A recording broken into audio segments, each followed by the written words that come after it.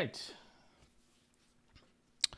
Hello. Yeah, so today I'm going to work on a little bit more on the Mac app that I worked on last time. And this is the app. And last time we added this dialog. It looks a little bit different because we are running the same app on Big Sur. And building with a new SDK, of course. That's why it looks a little different. Yeah, I'm not sure what I want to accomplish today, just like yesterday, but there's always more stuff. So let me make sure this is up to date and all that. Okay. Yeah, because this is a fresh install, so I have a lot of setup to do as well. So might have to do that. No, there's some stuff in here. Not sure. Anyways. Okay. So let's think about this, right? I kind of want these buttons to have their primary purposes. Maybe that's the first thing we should do. Hey, what's up, God? Yeah, so kind of want to give them, but the thing is, to do that, I need to make sure the code runs on Big Sur, and I may have to give up on older versions of macOS, which is not ideal, to be honest. So maybe I'll delay that task because I know it's pretty easy. So what else can I do? Well, one of the things I want to do is, well, there's many things. For example, right now when you click this plus button, we just start the import process. Maybe instead you should get a menu, context menu even.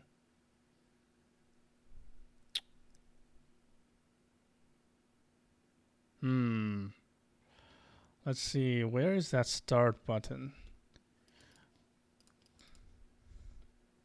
That's another thing. It's like,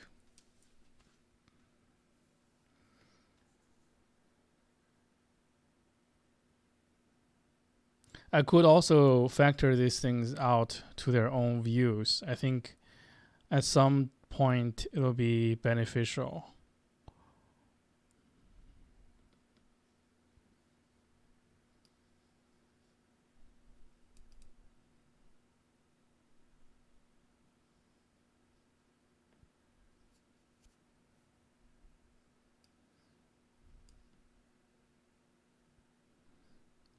Yeah, bottom panel is this panel here.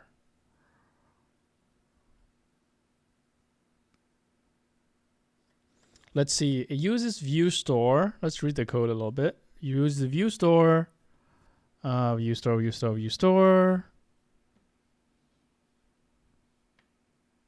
And that's it, right? That's the external dependency it has. So this could totally be a view, right? Let's mark this log intro. All right, let's work on this. Profile list bottom panel. Menu would be cool, like adding files to project. Yeah, of course. Yeah, we will work on that. Let's make a view. Give it the store and body, and then we just take this whole thing, right?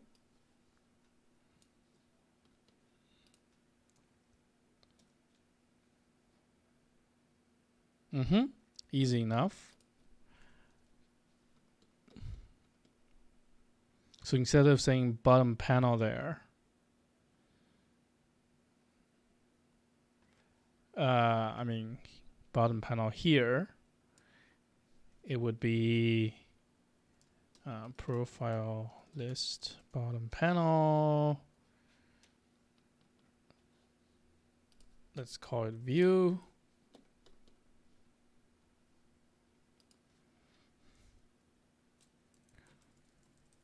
Okay.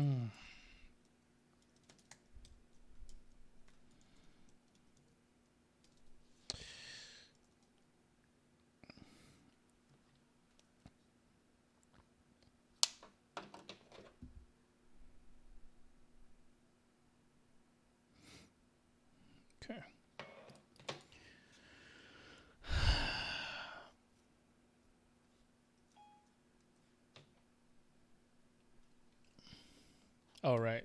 Now I can take this out. Everything should look the same over here. And we can take that out as its own file, right?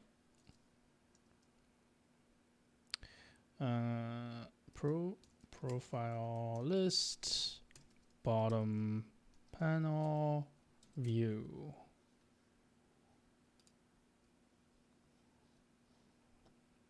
All right, that took not much time at all to do. I like it. Profile list, bottom panel, view. Where is it? Okay, here. SwiftUI, and probably also Composable Architecture. Paste. Okay, everything's good.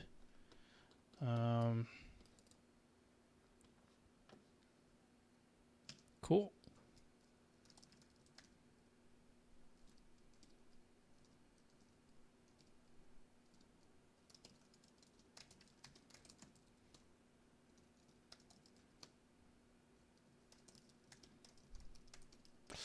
So this is factor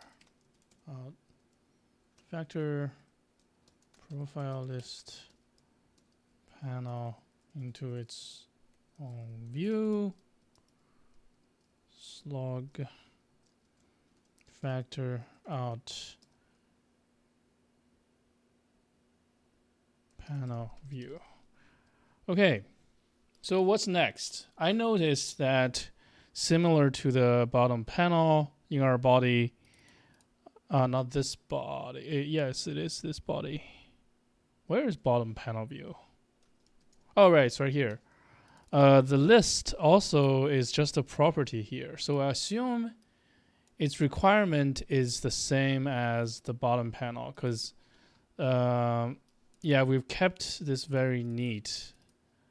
There's only one external dependency in this view. So it should be pretty easy to... The hard part is coming up with a name. Let's call it struct profile list.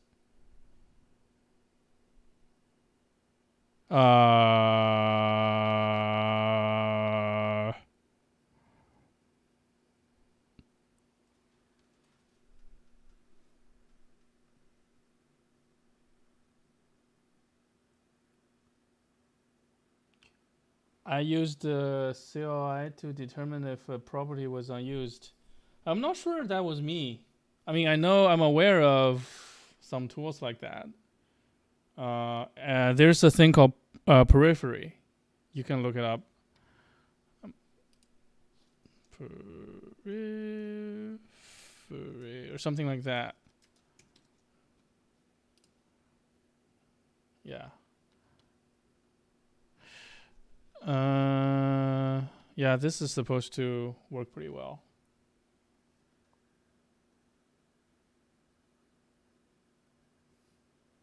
Oh, I'm sorry to hear about your tea. Okay, so what should I call this?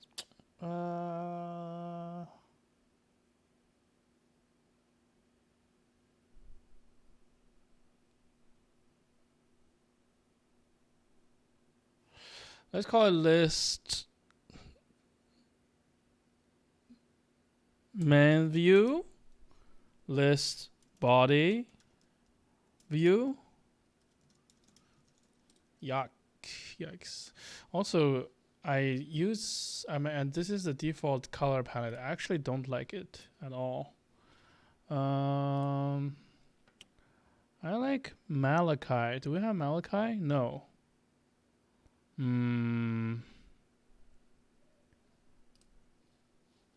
Xcode. Malachi theme or something like that. Malachi revisited. Yes. Give me that.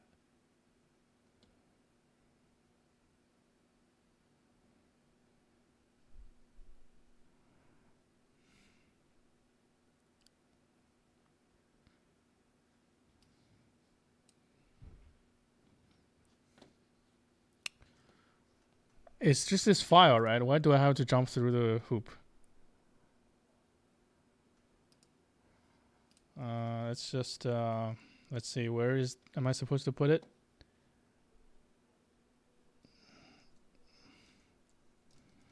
Library, developer, Xcode, user data, font and color themes. It exists. Yeah. We just get this, right? Oh, yikes. Curl.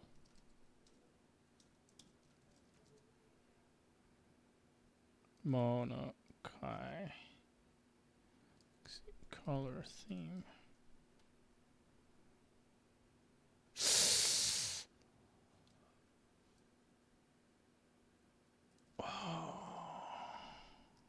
I don't know curl syntax.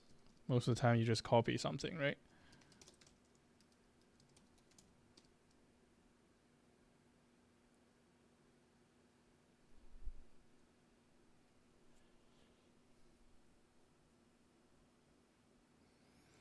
See, like, okay, this is not bad, right? We're downloading some tarballs. We're going to compile everything.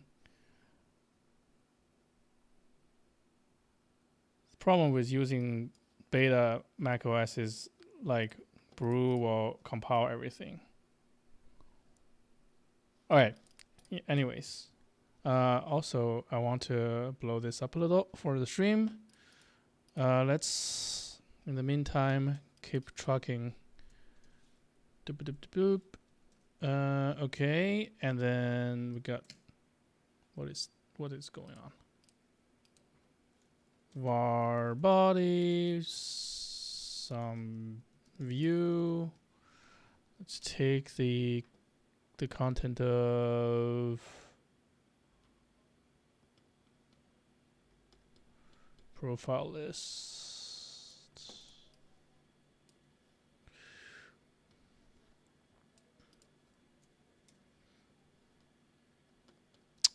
What's happened here? Did I accidentally comment that? So I can get rid of this, maybe. What's happening?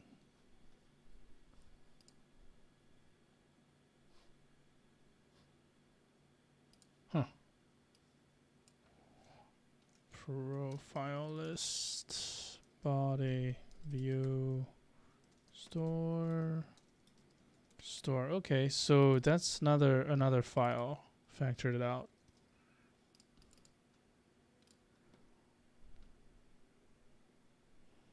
Right. Now this color thingy, I hope, is only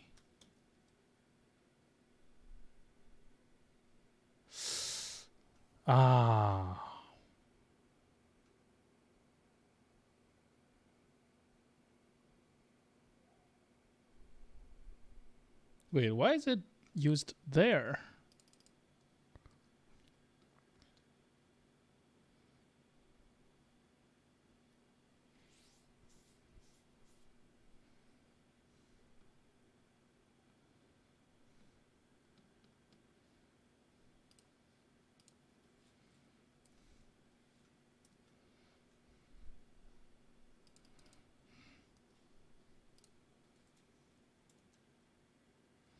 Okay, so this also comes with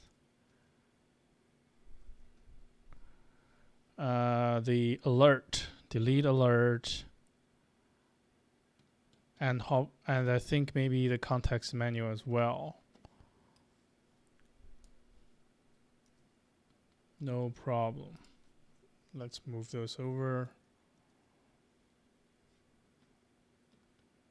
Okay, now what?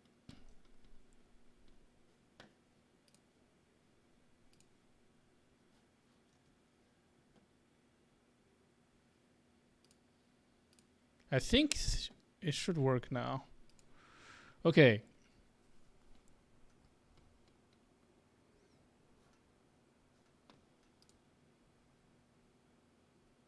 Hello?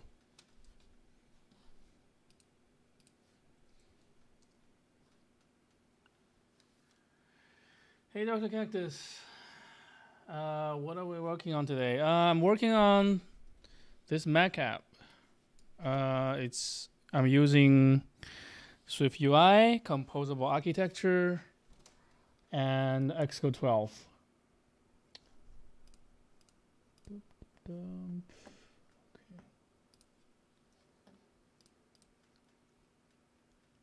Wait, the build succeeded, right?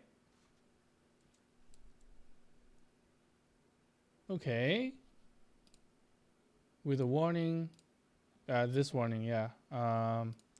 Don't change any setting for me. And done. Okay. So that'll make like a bumper number in the XCproj file. Happens every year. Every year.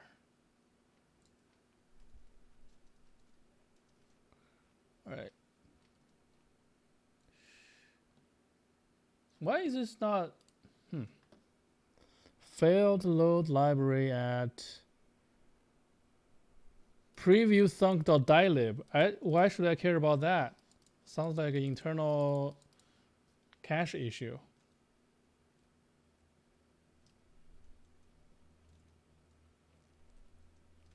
How's my dub-get? Still compiling.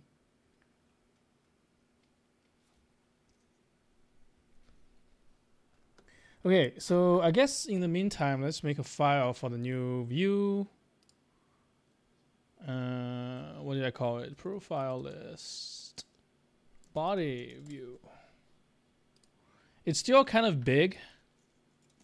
Composable architecture. Okay. Guess. I guess autocomplete stopped working. No problem. Just cut this over.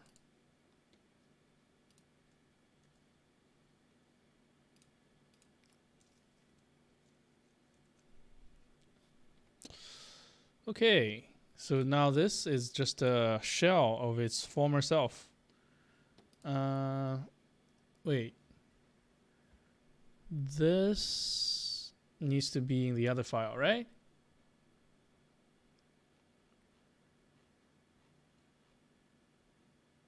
Or is it unused?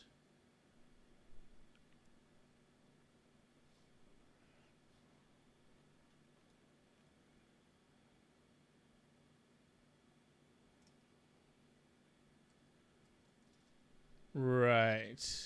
Now what? I bet I misspelled this. That's some big words right there.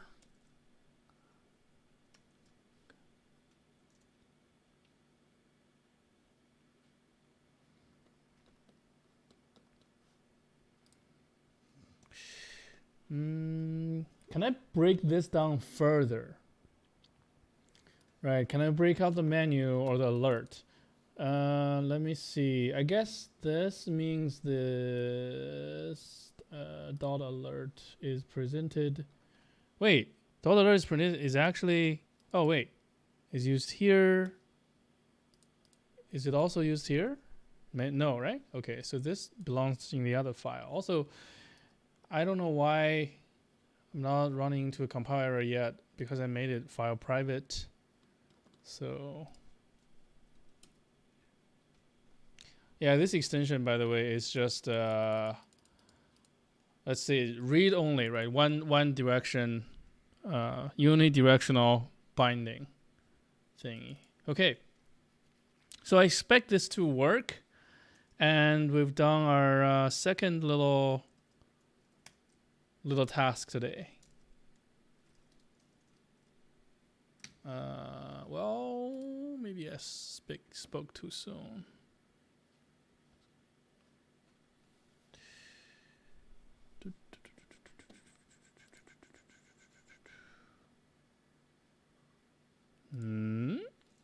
What?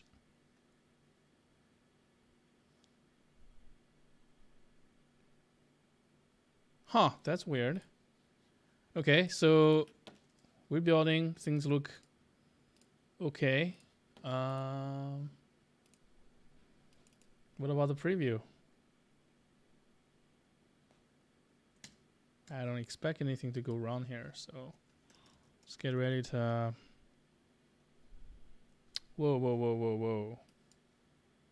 Oh, yeah. This is the number bump. I need to be careful to not check that in together. Yeah, those.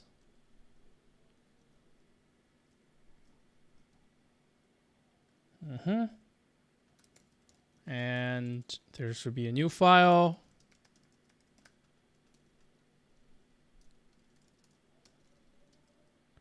Okay. Factor out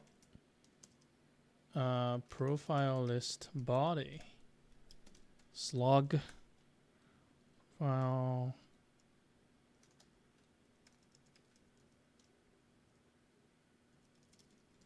Okay. Now what? Now let's take a look at. This is ridiculous. I just wanted to use wget, and I've been waiting for however number of minutes now. All because I'm using Big Sur. The app is not open source, at least not yet. Maybe I will make it open source at some point. It is available in the Mac App Store though, but it's an older version, obviously. So if you type in DrString, it's here. It should be free to download and all that. Yeah. Okay, we're installing. Wait, installing per homebrew, but that involves compiling the whole thing, of course. No problem.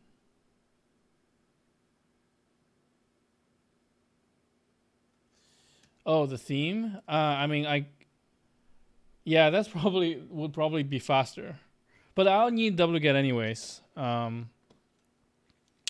Yeah. Also, I probably already lost the link, right? Because I need this. Well, let's look at the guy's install scheme. We got a temporary dir if the directory exists. Print a bunch of stuff, and then just actually just copy it, right? And then print more stuff. Lamau. This is really awkward because this is definitely something for developers, and you're trying to make it. I don't know. This is more complicated for developer than just telling them, "Hey, just move this file into that folder," right? Okay. Here we go.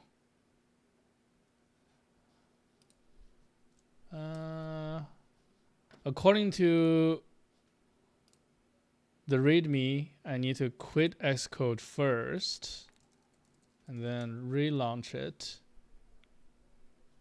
And then I get to use it, right? Monakai Revisited. Why are there two of them? Oh, there's a light scheme? That's lame. Okay, let's tweak the font. Default font anyways. Console is fine. All right. Now. Oh, this is weird. It's not showing the recent projects. That's kind of lame. All right.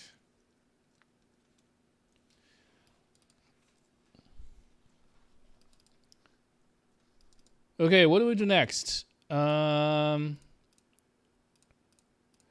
one thing I noticed, well, not necessarily the next thing I'm gonna work on, is this reducer is actually doing quite a bit, because the action is quite a bit. It's getting larger and larger, right?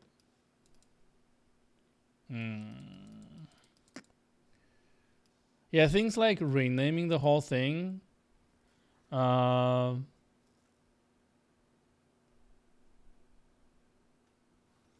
not sure this reducer should do that.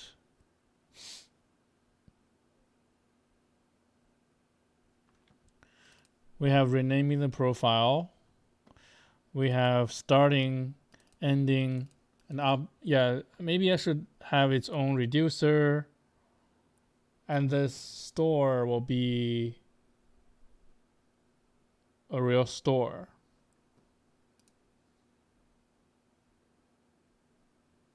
Let me think. What does it take to do that, right?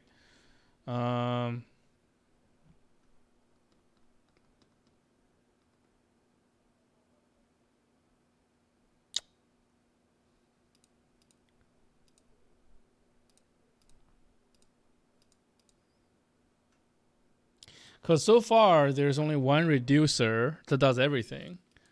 And all these other stores just scope the biggest store down and map the action back up from local action to the global store action.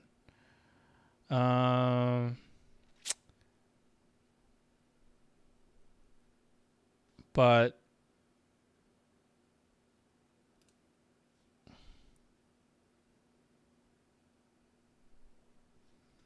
yeah, okay, so this is what it takes to make a real store. So you need to take the initial state, and then you provide a reducer, and then you have an environment.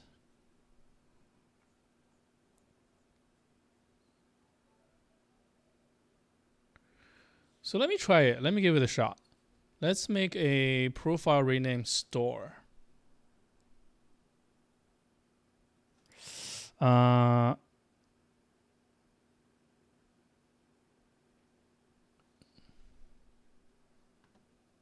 And then the next question is where do you instantiate that store? Because right now we pass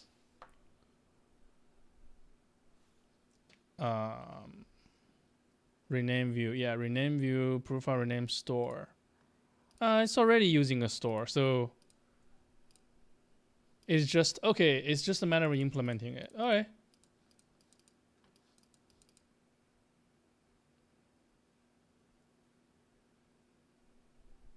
Okay, let's try this.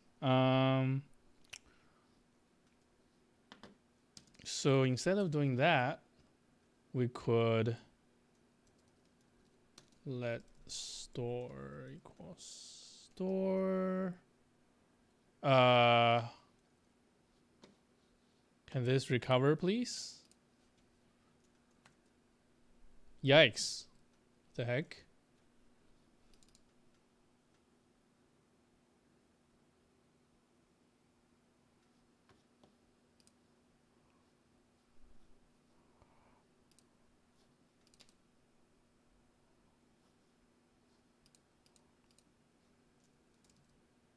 I feel like beta 3 is less stable than beta 2. Okay, so it's totally not cooperating today. Ah, yikes. Yeah, because beta 2 was working really, really well. I was really enjoying my experience. Maybe after it's indexed. So let's help it. Because supposedly with recent version of Xcode, it will reuse the information from the build itself if the indexing is not finished. So if you don't want to wait through, or rather if you want the way to be more explicit, you can just build the whole project, and that should enable the index. So I'm gonna get except sometimes it crashes, right? That's not great. All right, let's try the classic thingy. Let's do this. Ha ha ha ha ha ha. Insert dark humor here. Right. So deleting that means all this is gone, no problem. Now we just add more step to our ritual.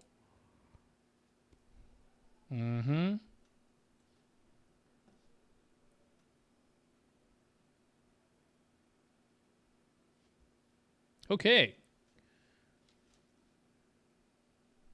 Check this out. Look at this asynchrony. Those loaders are all in different phases.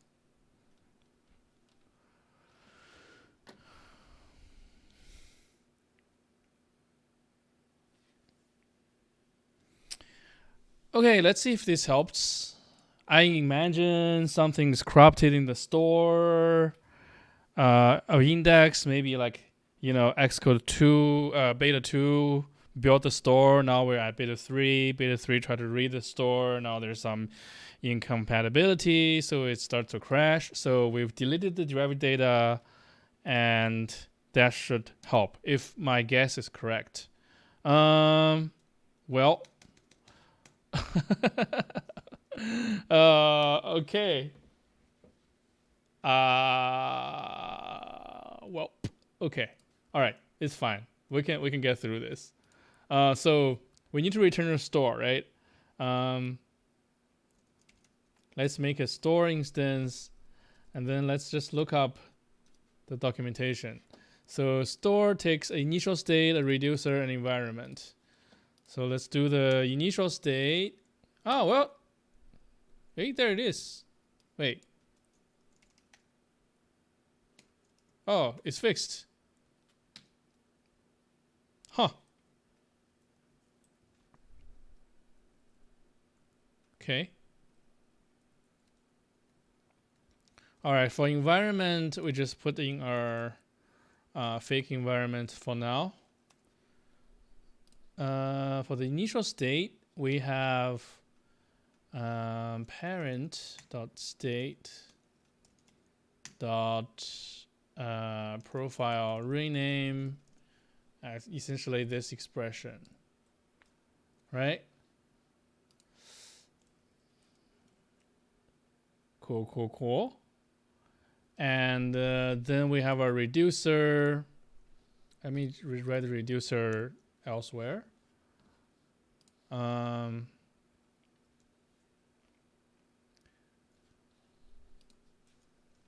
Profile name, rename, reducer. Oh, this is gonna get interesting because I haven't. Okay. I haven't really gone through the analysis of what it takes. So we have a state, we have an action, we have an environment, and then we do stuff, right? We return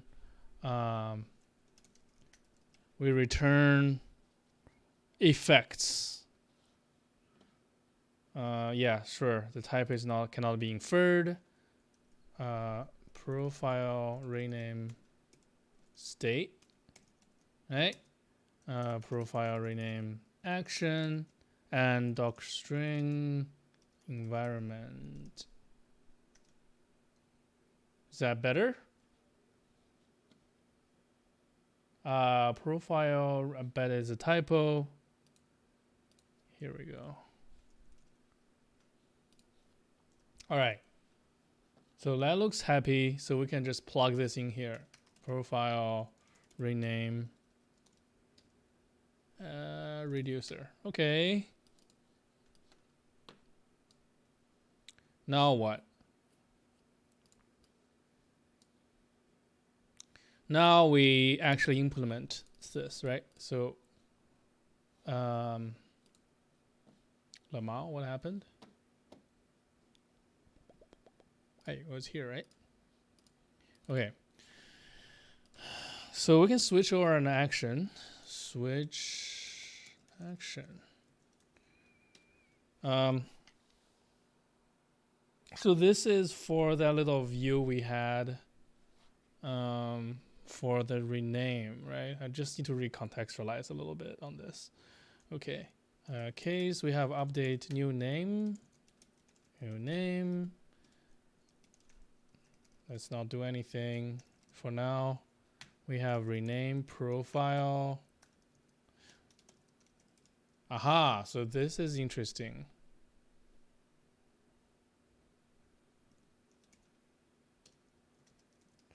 Okay, we have dismiss.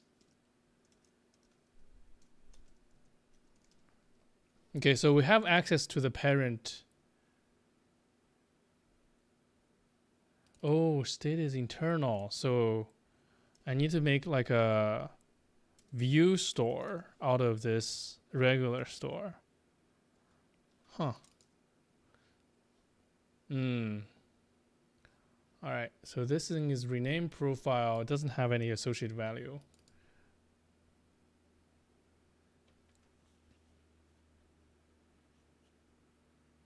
No? Oh, rename. It's just rename. Okay, I'm starting to sense the problem here.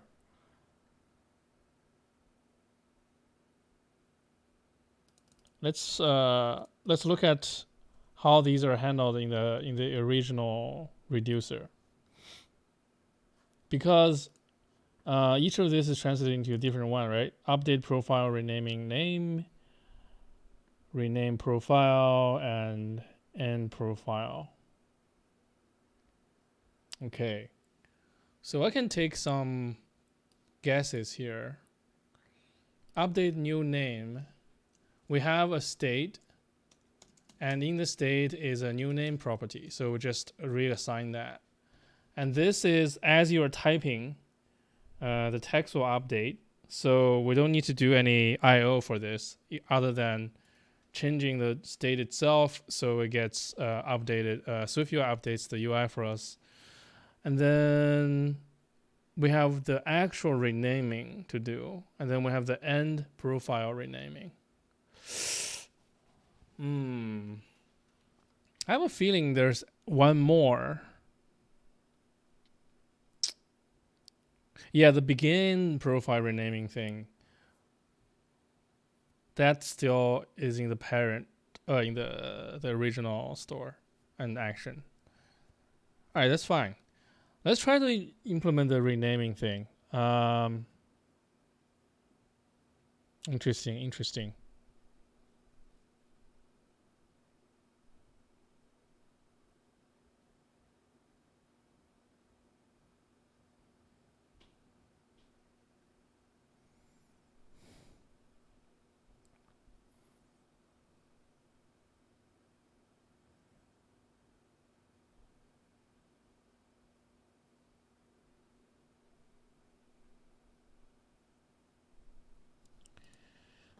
This is awkward because renaming involves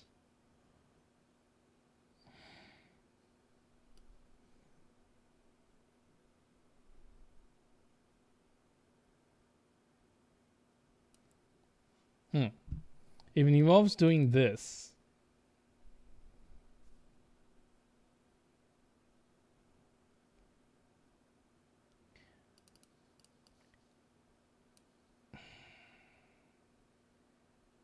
essentially it involves communicating with the source of truth, which is in the original store. So what's the best thing to do here? Like, I'm starting to think this is less elegant than this.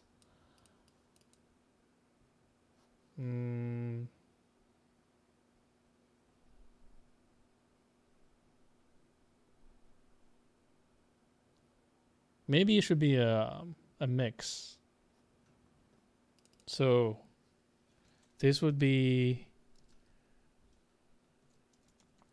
state action environment in, right? I'm just going to embed the handler here because some of these things are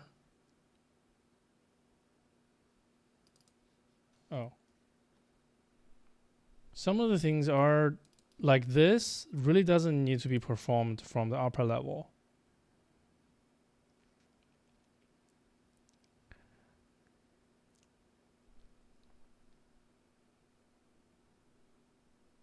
What is end profile naming? End profile naming. Yeah.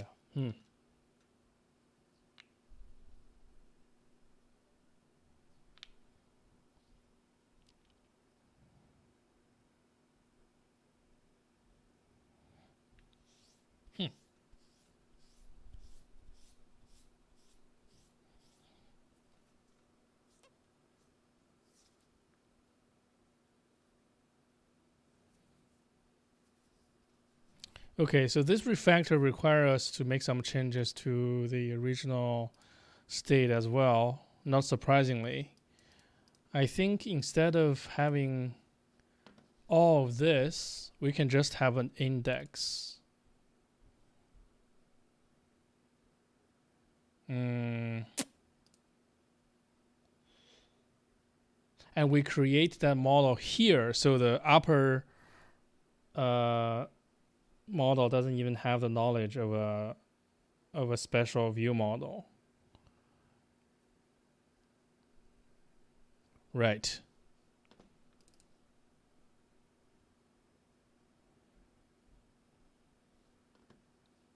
Yes. Okay. Let's take one step at a time. I think I can build so far, right? Because that's a good way to. Okay.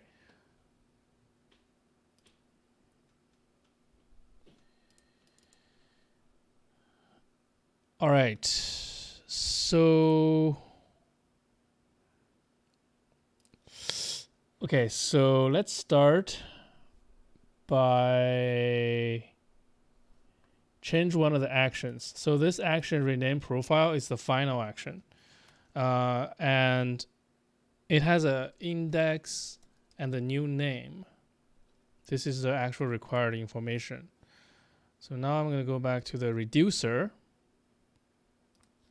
And let's pluck out the index and new name. And we'll see if this is possible, okay?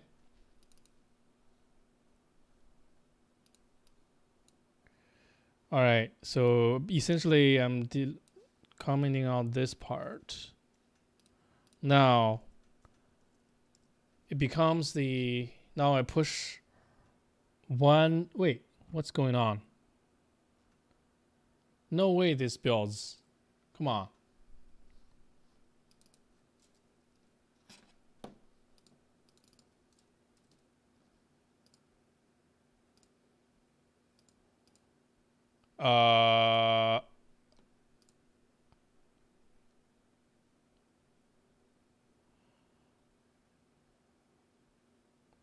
Oh, because it's not being used. That makes sense.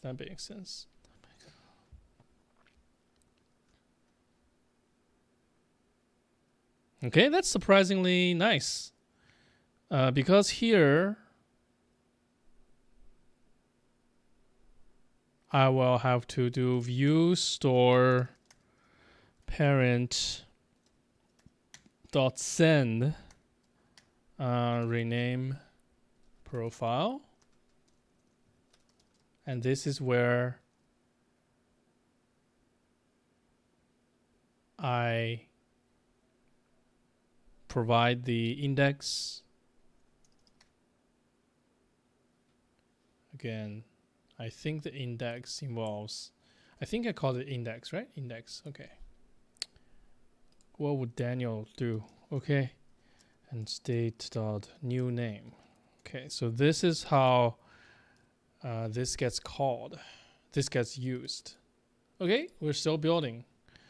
This is a little bit of a mind twister because I was expecting some compiler guidance for my next piece. Okay, all right. So at least we know we're picking out the right sequence of changes to do. Okay, so the next step is instead of using this here, embedding this here, we're gonna have to use an index profile index for profile for profile being renamed, something like that, right? It start off being this. And then let's go back to the action. So start profile renaming already has an index. So that's very nice. So when we start renaming,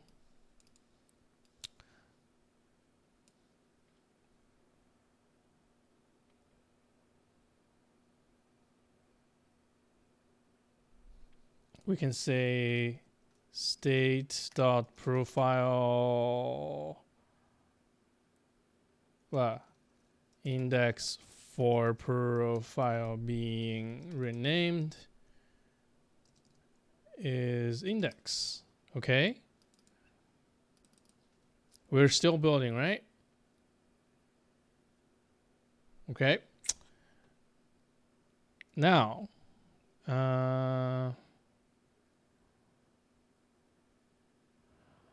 now we go back to the local store and we change the way we get this.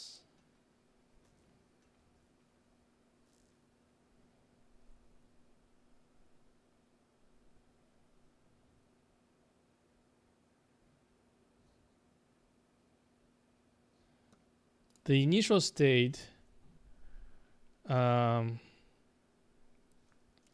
use a computed property here. Let's make some block for our code. We'll start with plucking out the index. What's it called? Index for profile being renamed. Let's back it up with 0. Also, let's get the view store as well.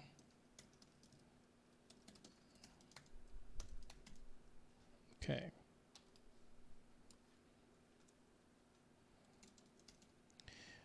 And then we will have to construct a profile rename state. With any luck, we'll get some initializers, but oh well. It's index, original name, new name. Okay. Index, original name, new name. Okay. Index is this. And then we get the name out. View store state list profiles index. Who needs autocomplete? Real programmer use Vim. Okay. How about this? Can we get a successful compile?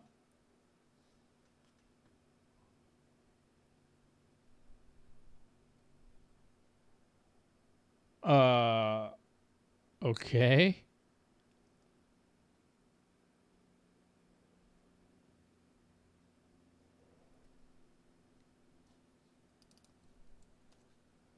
Type expression is...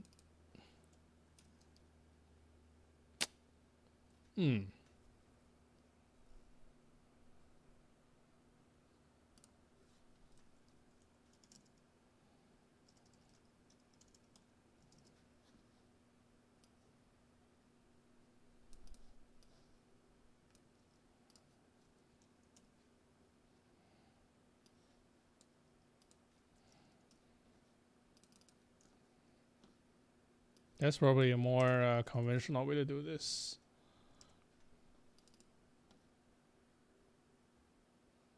What do you mean?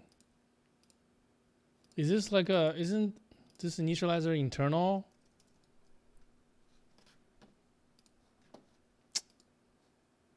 Okay, I need to add return here. How about now?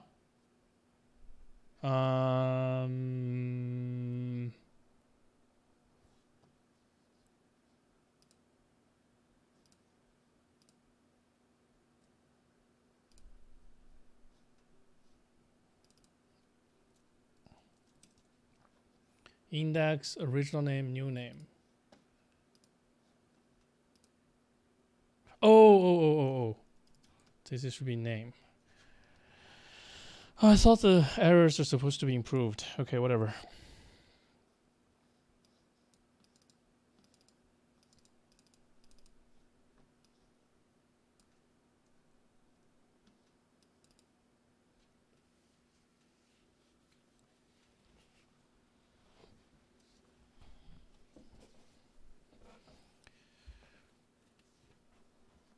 Okay, so this is mildly better. I would say this is slightly worse than before, except we did get a little bit more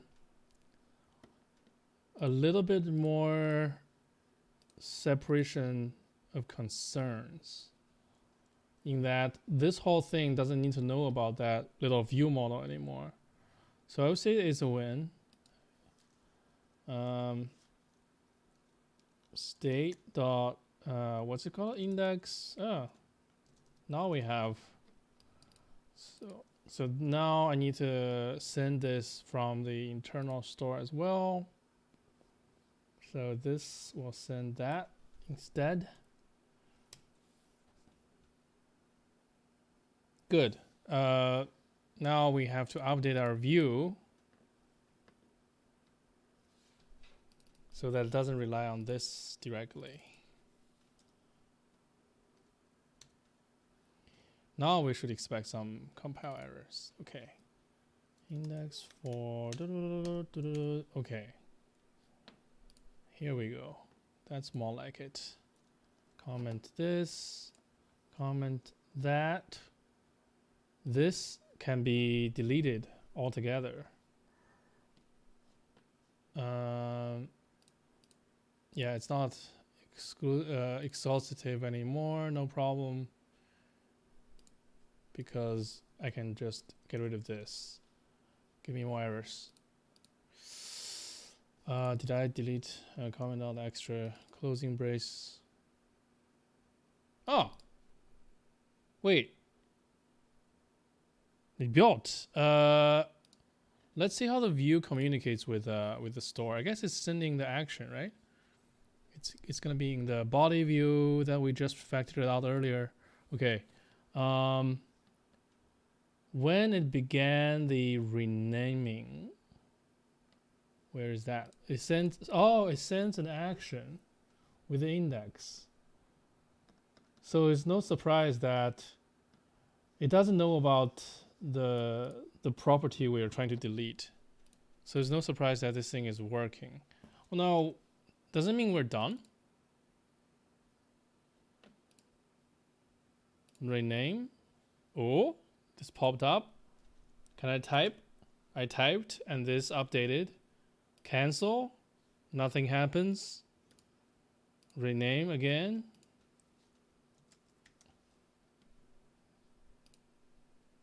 Worked. So we're done.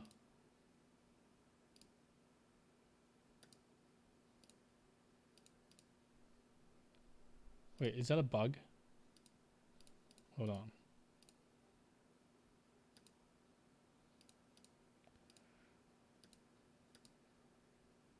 Did I just find a bug?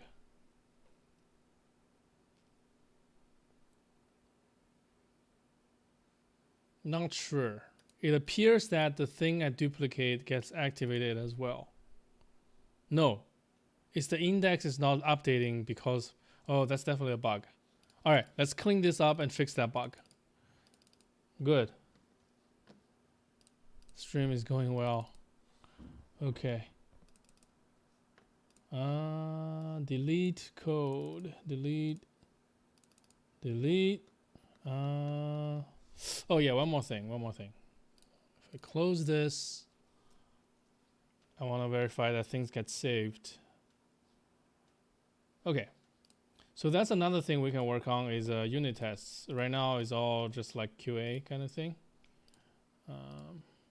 Okay, let me commit the changes.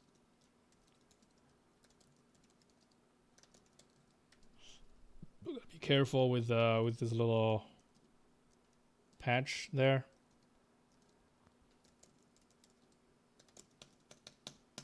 Okay. Factor out.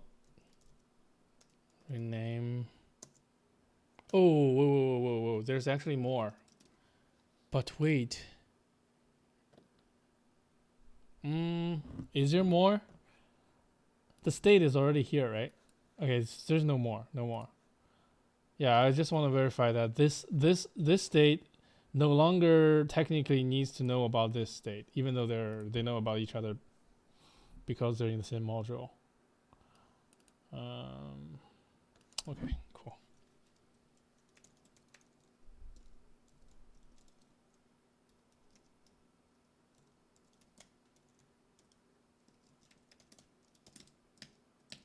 Cool. Modularity for the win. Let's do this. Figure out store for renaming profile. Okay.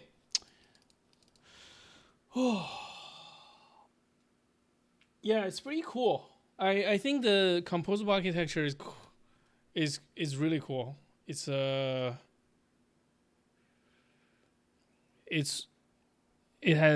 surprises and delights me.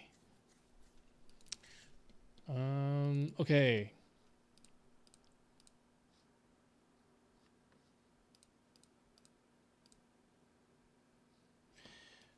So we all that deleted one line from here. That's all I wanted actually. I probably can do more when it comes to this delete thingy. This delete section. But I want to fix that bug before I forget or because I didn't document it. So the bug is, right? We've activated one of these in the list. Let's say this is 0, 1, 2 if using in terms of index of a list. Now I duplicate, let's say index number 1. Our expectation is the activated profile remain activated. But what's actually happening is the index 2 remained the same. Therefore, it appears that the newly in this case the newly duplicated profile is activated. Right? That's definitely a state bug, management bug. Damn, I wish I have unit test. Okay, I think I'll dedicate a lot of time on unit test at some point. Kappa. Okay. So there's a duplicate logic. Oh, actually, there is test for this. I believe.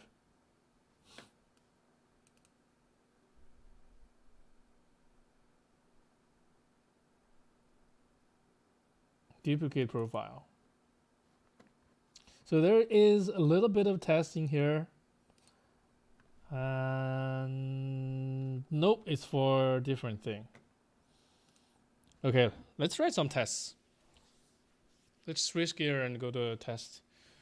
So let's briefly look at how this works. So we have the source of truth is a list of profiles, and along with the list of profiles is also a an active profile index, right? So when we duplicate this, we have a method on the state that takes the index to duplicate, and then you can imagine pick a location for the new profile copy, give it a name, do something with it, and put it in the list, right? And then we have to update then the list itself gets updated, but the active index also needs some update. And I don't see the active index being updated here at all, right? Which is interesting, because that means if I duplicate this, when I duplicate this, the new copy will be inserted after it. And because the new index is after the active index, so the active index by merit doesn't need to change. Yeah, okay. So the change we need to make is pretty clear. All right, let's write the test. This is interesting. So this would be profile list state tests.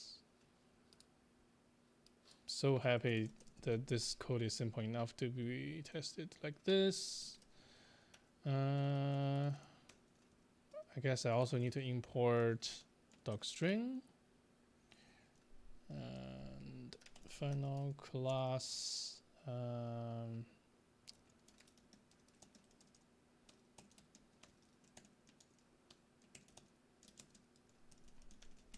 Okay. What are we testing? Test active index, active profile index gets updated after duplication, something like this. All right. And then we need to construct a state. Profile list. Well, state profile list state.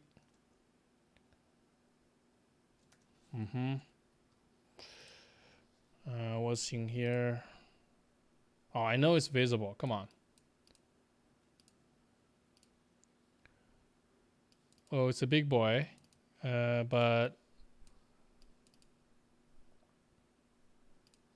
the actual real things are just this two, right? So in addition to the state we persist, there's also the visually selected state, which is distinct from the activated state. So that's what this is, all right? And then we just get rid of this, and then for this, we'll just select the zeros one. Doesn't really matter because we're testing the other thing. Now we construct profile list, which is from a different thingy. Yeah, it's from here, I believe. Okay, good. Okay, so we have the list and then the active index. So let's make this interesting.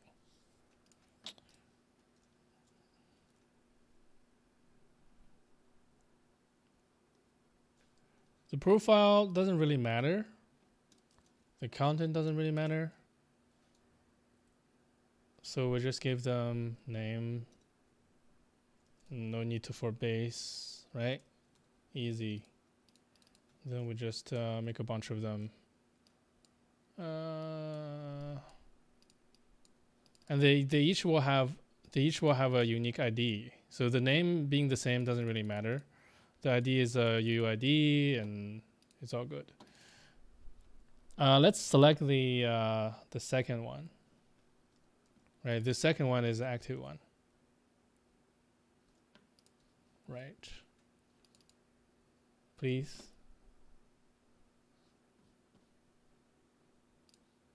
Profile list state. Profile list state. Do I need to do testable?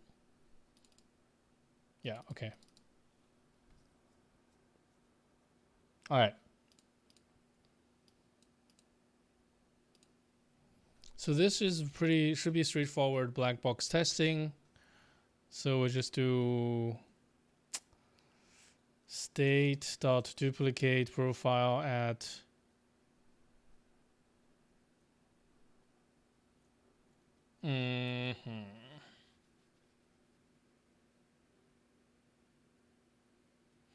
Maybe I should have a dedicated test for each one.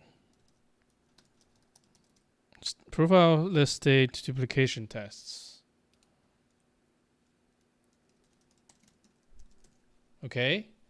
And we can just use this state here. And then we can do that setup thingy. And we say state equal this.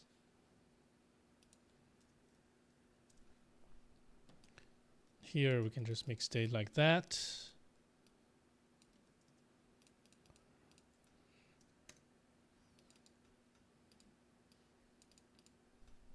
Okay, so we have a fixture, sort of.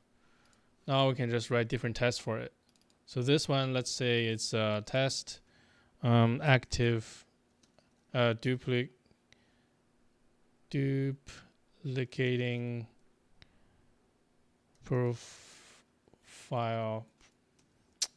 before activated index does not change the active index, right? I described that earlier. So let's duplicate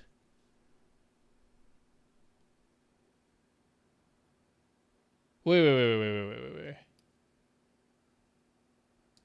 This is the buggy case. Oops. Updates the active index, right? So this is the most complex one. Let's duplicate the first one. After that, we know that the case will be right. Now we can XCT assert the state dot list dot activated index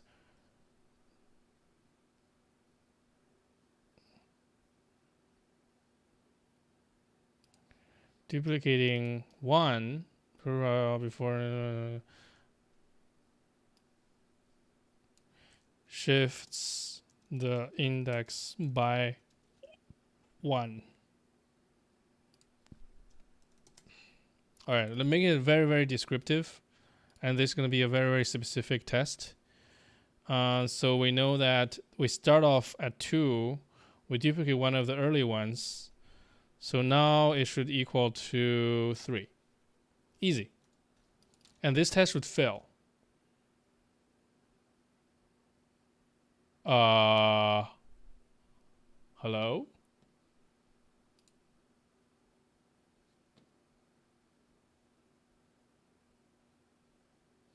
Oh. Equal. I don't know why I thought I typed equal there. Okay, so this test should fail, which is our bug to fix. And then I'm going to add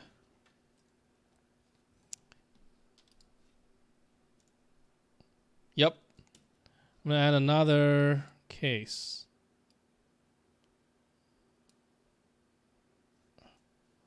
several by equal number. All right. How should I do this?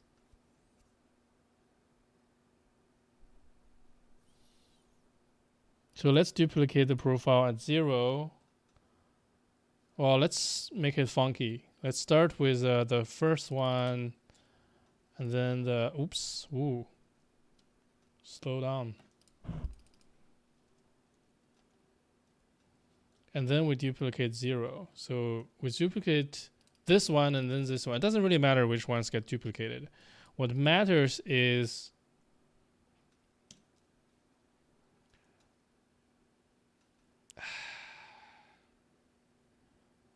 yeah, let's do it a bunch of times.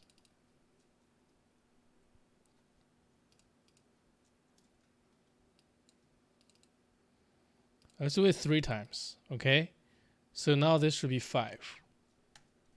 Okay, so this will fail as well. Okay. And then let's add some happy paths. Duplicating activated index. Duplicating profile with activated index does not change the active index. So duplicate index at 2.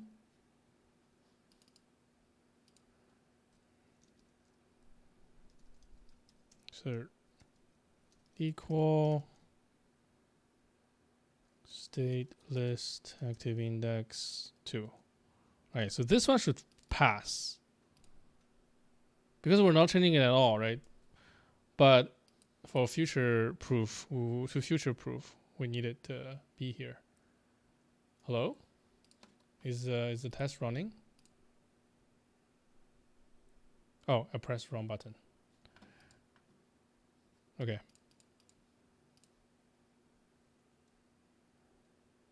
Cool.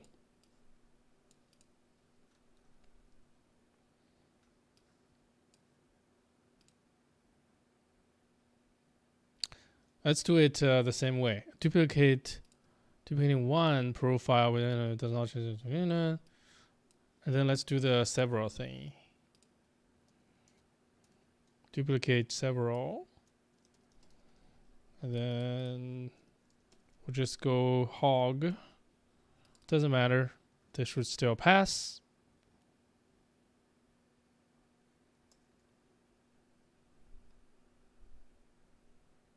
Okay.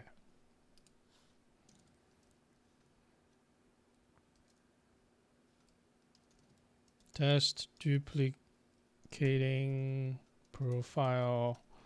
One profile after activated index does not change the active index. Easy enough. Essentially this, except we change that number from 2 to 3, and then we copy this whole thing and change it here, and then we can go 3, 3, 4, I don't know, 4, 5, something, whatever. Okay, so all these should pass, and this two should yeah. Okay. I don't know why I was waiting for this indicator to light up, but these ones did. So, okay. So let's fix it. It's easy enough, right?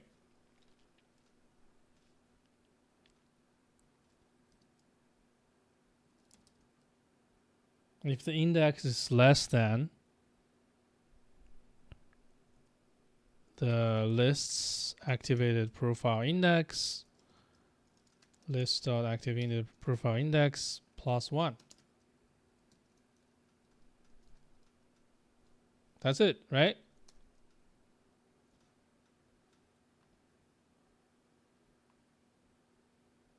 Oh.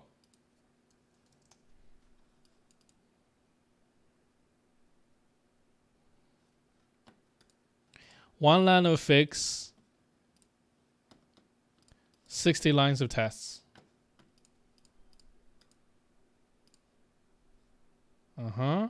Oh, let's delete this. These names are confusing. 1, 2, 3. Okay. Right. Delete this as well. Okay. So that's another interesting case with deletion, but yeah, I should write tests for those too later though. Let's give it a unique name to help our to our QA. All right, so duplicate. Oh, let's not do it that way. Do it this way. So the number increases. Okay. Now let me activate this one. And then let's duplicate this guy. Okay, 2, still 2, right? And then we duplicate 2. We have 2 3s now.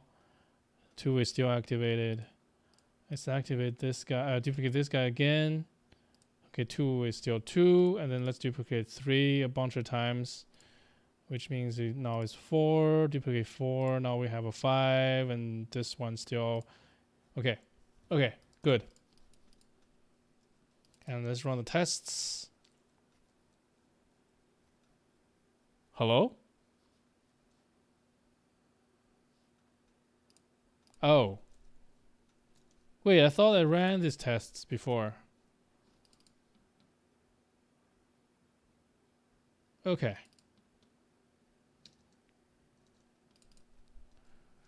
Whew.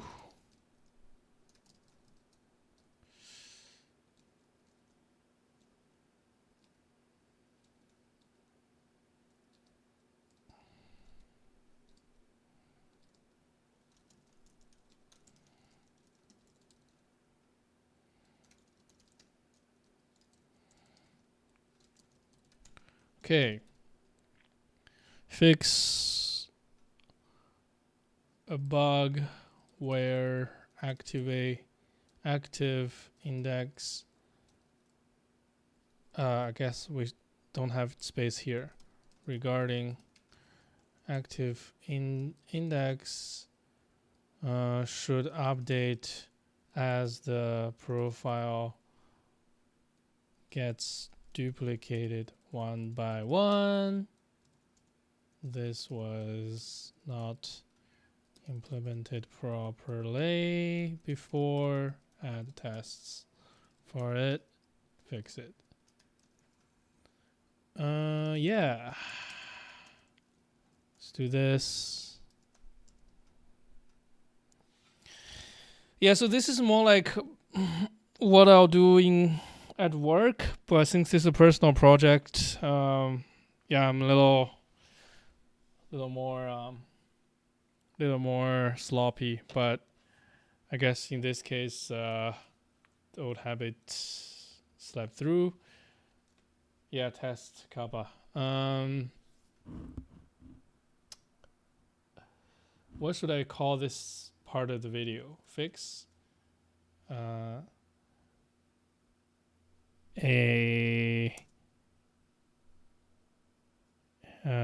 bug, add tests for it. Okay, that's pretty good.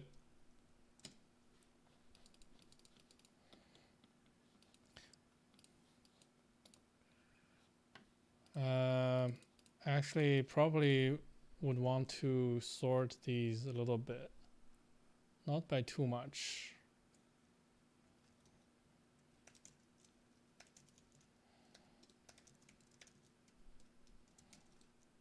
Okay.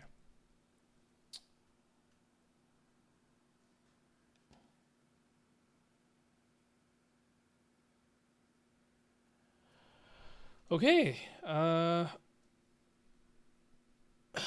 We're live for 1 hour.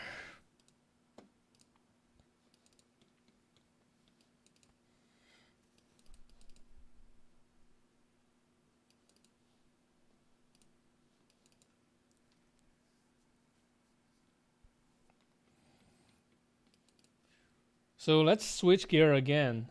We did some refactor. We wrote some tests. We fixed the bug. Now let's build some UI. The fun part.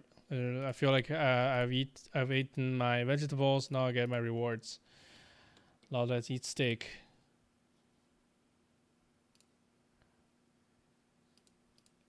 So I mentioned this earlier. Oh.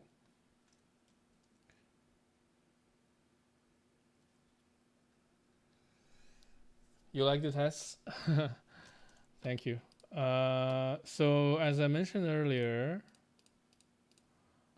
when we press this button, in addition to this importing action, there should also be one that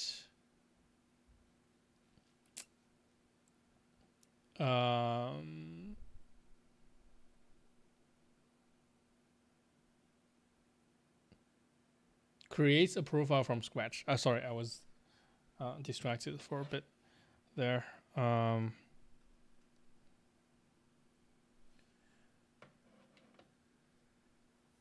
So when we click this, there should be a contextual menu like this, ideally. And then there are 2 items, right?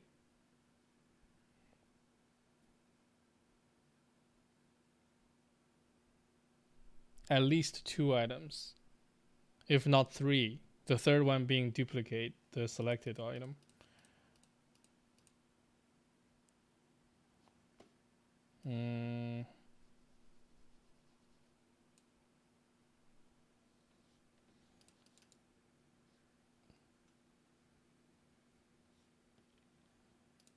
Okay, and I think that'll be the last thing we do today. All right, let's go to the bottom panel view that we refactored today. And then let's see if we can figure out how to do this.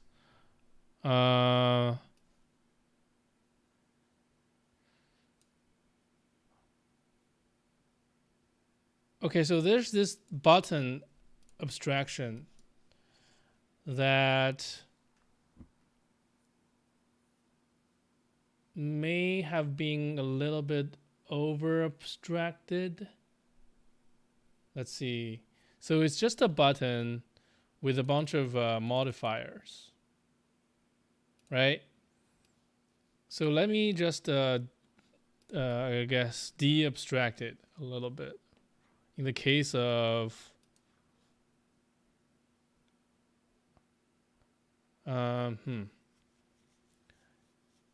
in the case of adding this one.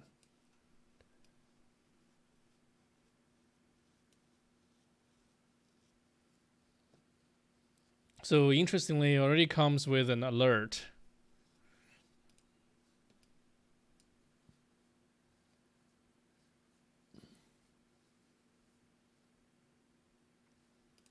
Actually, I wonder if I can make this a little bit nicer.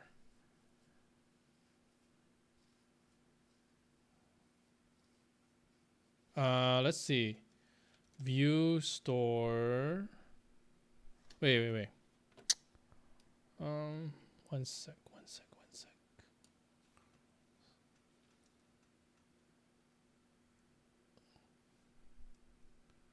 Let's see. So this is when you import and it fails, right? So if I pick a random file somewhere, if I can have any, I don't know, like in here, let's do bash.rc, right? It's not a valid DrString configuration file. I open this, I'll get this, right? So attempt to import from blah, blah, blah, blah, and it's invalid configuration. So this is what this alert does, all right? The reason I'm looking at this is because I know Composable architecture actually had some enhancement for us here. In the way of, well, I don't know.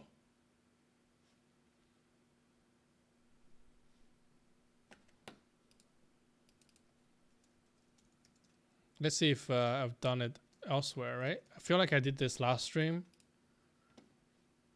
Yeah, like this. Isn't this much nicer? Oh, no.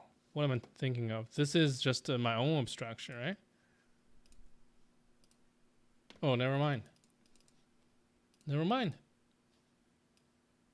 Oh, I remember now. The composable architecture require you to add a alert view in the state. I actually don't like that very much. Okay. Forget about that. I was gonna undo this button abstraction here. So let's go back to doing that.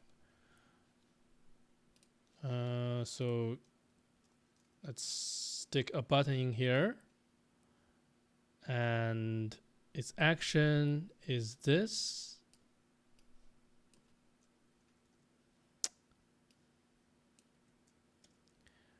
And its content is this. And then we keep our modifiers. And then we attach the alert to it, right? Oh. Okay, now I remember why I needed this abstraction, because it avoids duplicating these modifiers so that they all look, so that these two little guys look the same size wise and all that. So need to think about that a little bit more.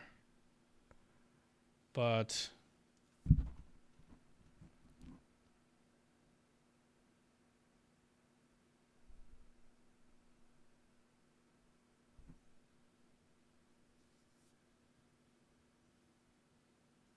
maybe I don't need to mess with this abstraction.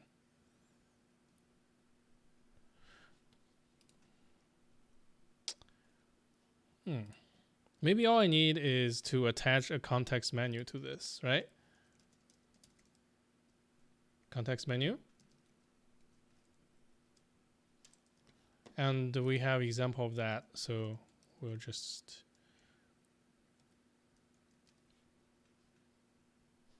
hello? Context. Oh. Right.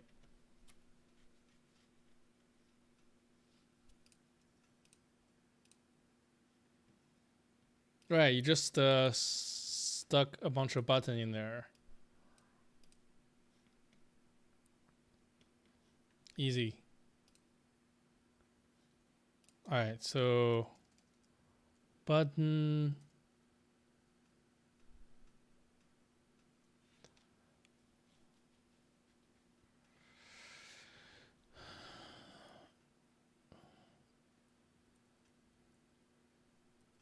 Title being import.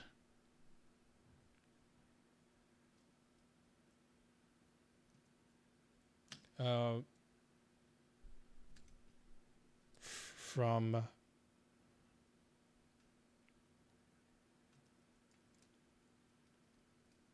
config files ... and the action will be begin import. Right. And of course, this will have a different action.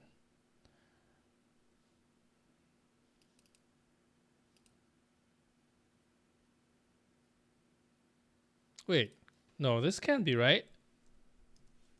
Because context menu, does it take any bindings for when to show? No, it just takes items. So context menu might not be the right thing.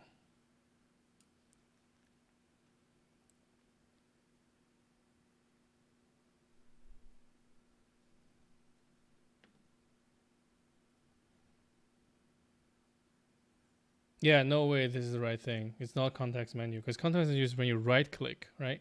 When you option click.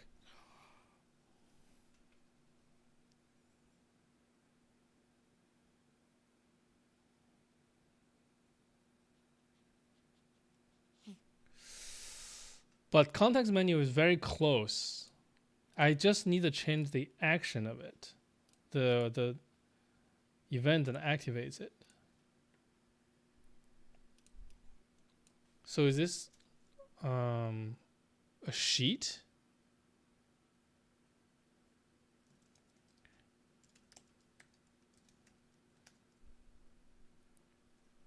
Right, sheet is presented. Oops.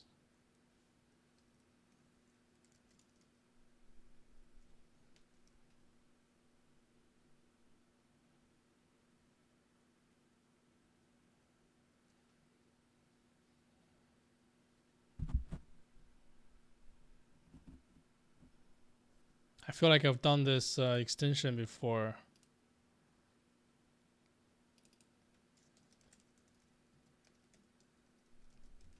Somewhere. Oh, this is for alert, not for sheet. Okay.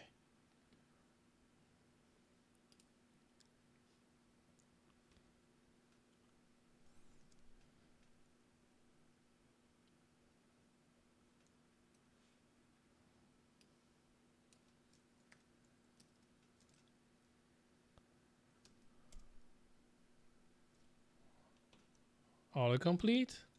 No? Okay. Is presented. Okay, so that's the only thing we take. But what is its type?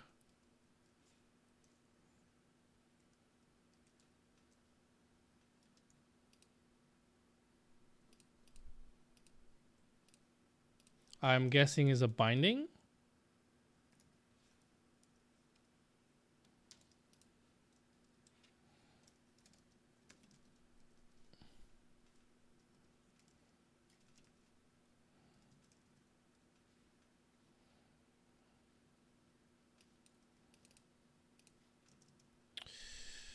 And then we need to add our state again.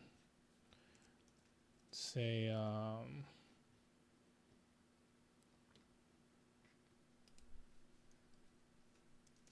show add profile menu or something like that. Started off with false.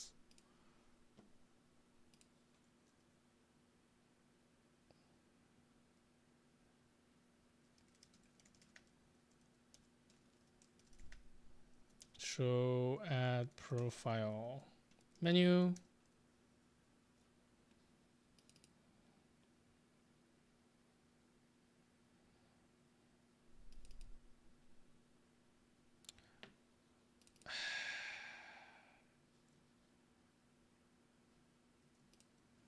And in the action, we're adding more and more stuff. No problem. Show add profile menu.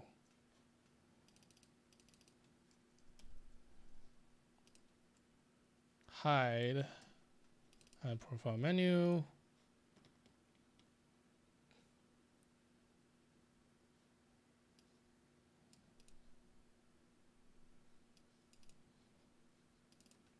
Show add profile menu. Then let's go up to the reducer. Show add profile menu. Return none. Okay, show hide add profile menu. Return none. And all this needs to do is toggle that show menu. This is true. And later this will be false. So let's see what a sheet actually looks like without any modifier. Well,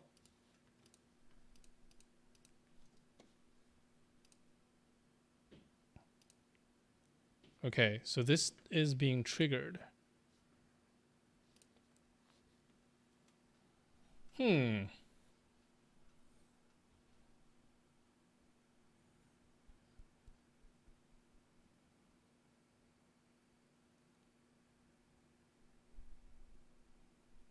So this sheet, despite being presented, is nowhere to be seen. How about can I customize the style?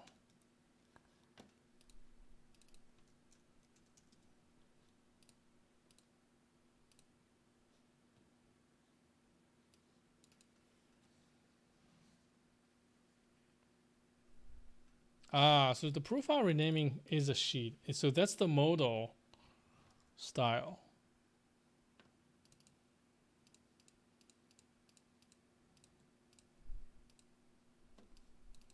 Yeah, I didn't specify what kind of sheet this is supposed to be, but do I see anything presented here? Nothing, right?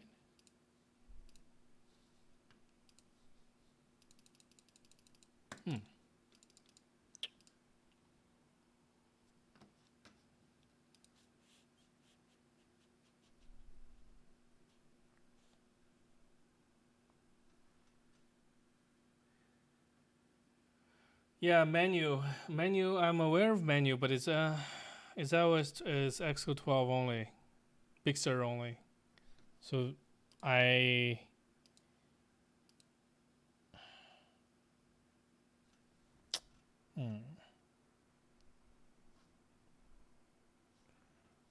well, let's check it out. Why not?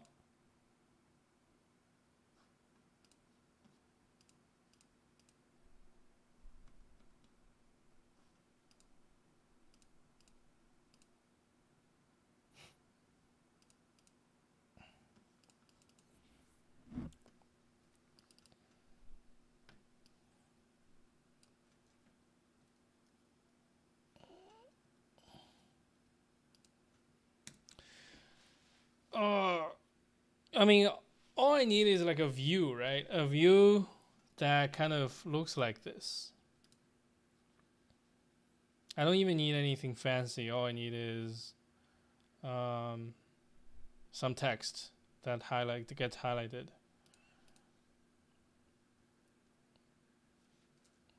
So I know there's a menu thing here.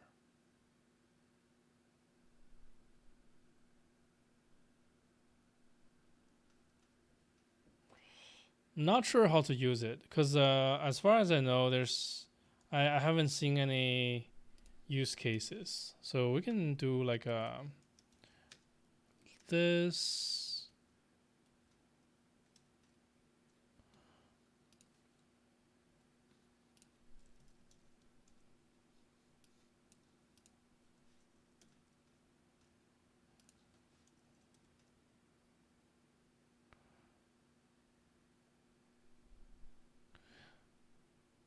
Yeah, it takes title and content.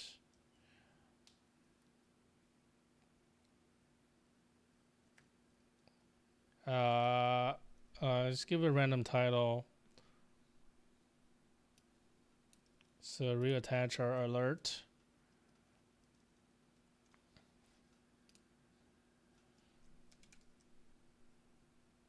I assume inside menu you give it menu buttons.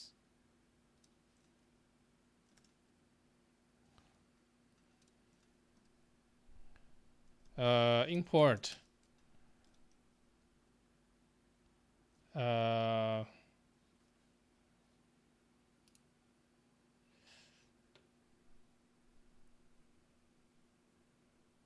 No.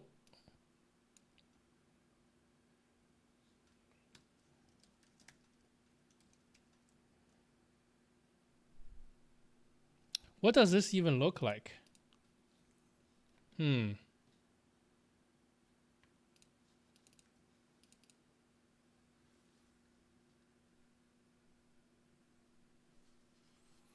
I don't mind. I mean, over time, I'm getting pushed more and more into using Big Sur only features. It's coming out soon, right? So I could make this new version Big Sur only, and it will be so much nicer. There's so many new toys to play with.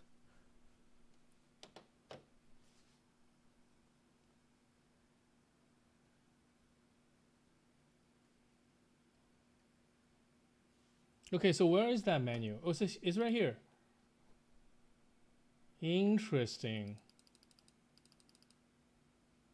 So it's like a drop-down menu.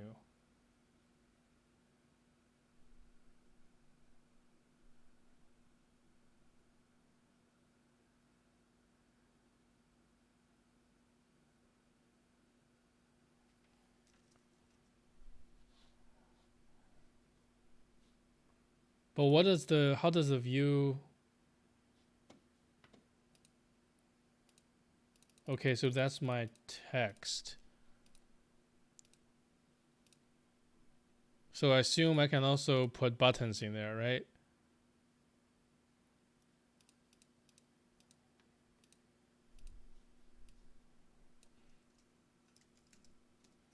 Button, action, label, import, and then the action here will be view store dot send begin begin import.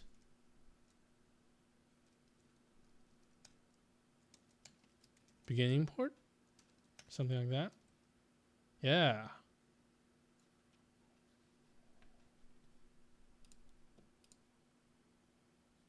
Yep. So that's kind of cool. Except of course the visual style is all wrong.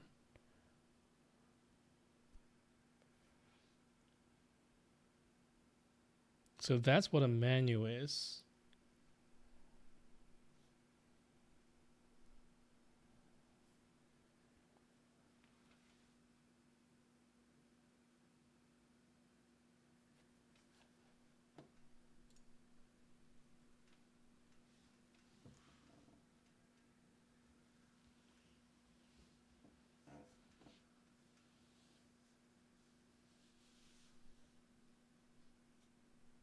So there are different menu styles.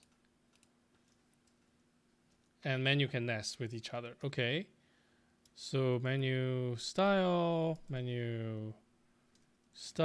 Let's see what's on the menu for our style.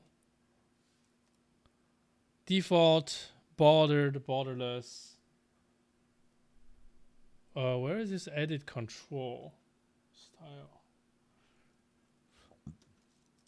Control. Editing controls.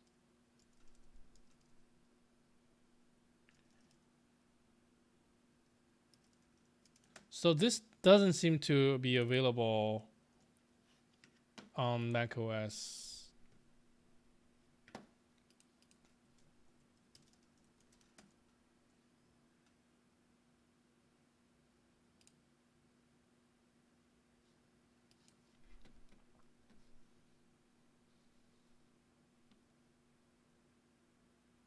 Interesting. So this is only available for macOS, right? And then there are these three conforming types.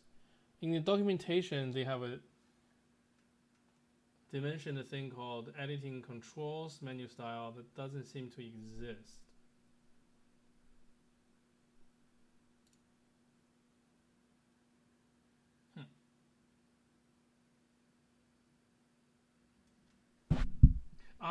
You can make the body to be an arbitrary view.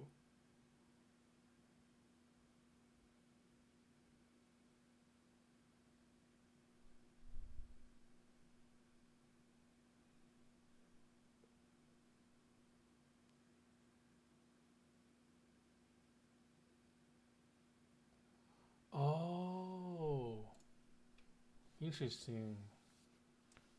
So let's just try out the existing ones first.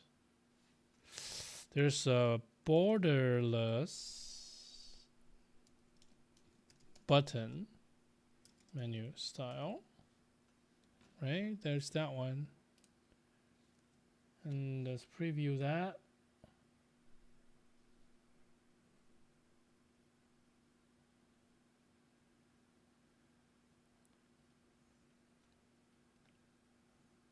So the style, I'm interested to see like whether, oh, that doesn't even look that bad.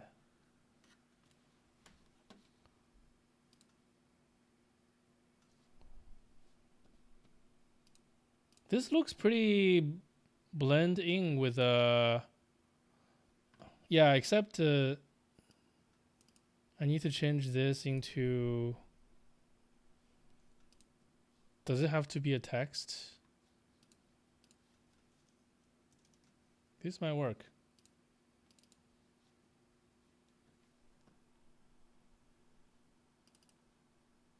Label is a view. As long as it's view, we're fine, right? So I can take this as my label.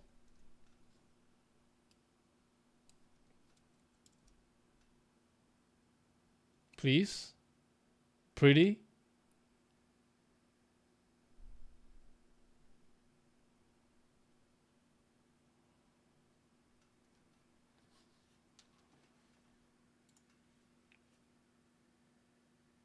Yeah, editing controls menu definitely seem like a custom style.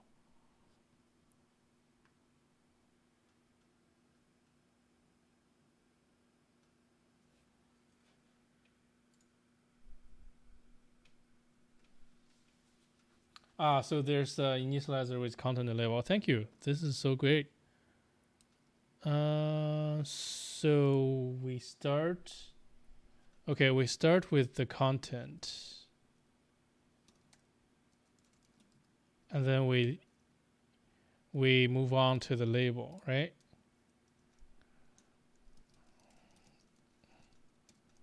Huh. Interesting.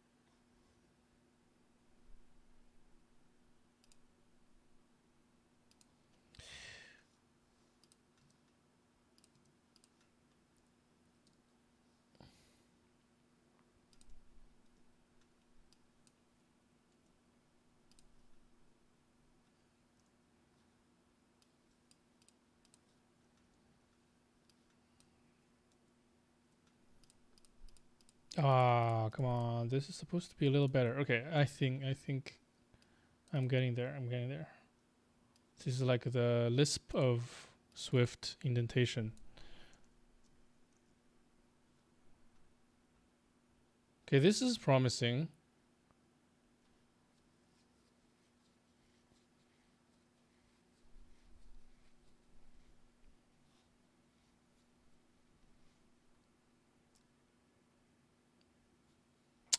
Something ain't right.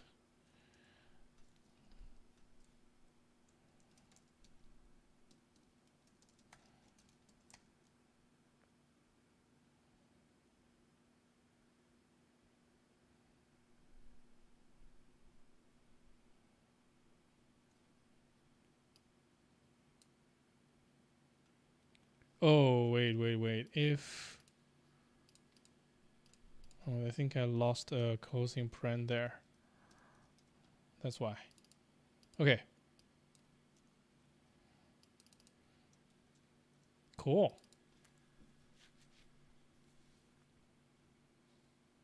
Boom. See, I like this.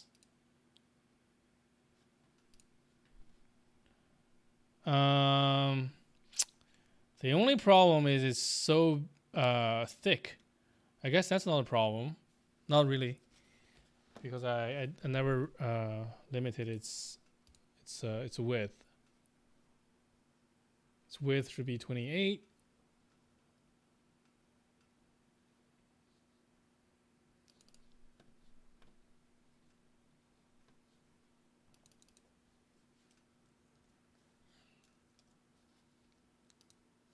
So let me give that a try.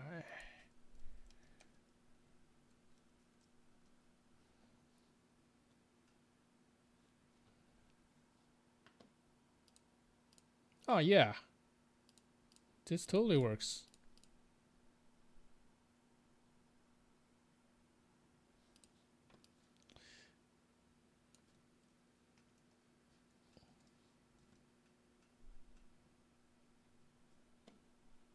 Well, I guess the width needs a little bit more work. What if it's a fixed size?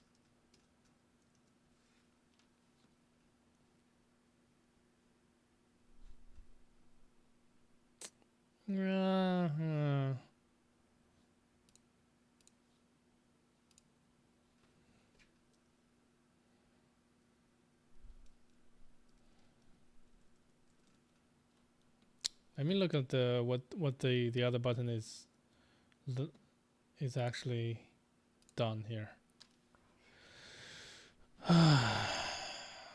Has a minimal width and a maximum width. Minimal height, maximum height. Not sure why that's the case.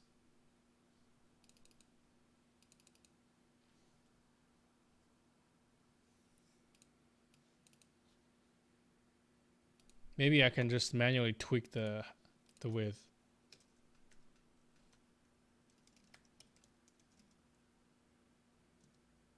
Let's say 28 is too small. Yeah, because 28 is like same size as this one. So maybe, I don't know, 34.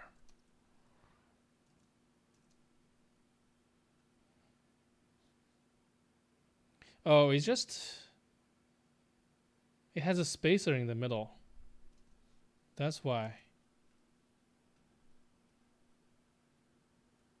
So 28 probably is fine.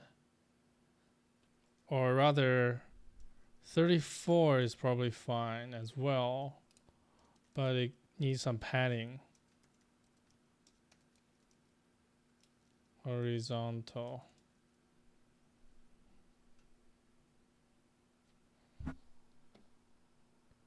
Yeah, that definitely helps.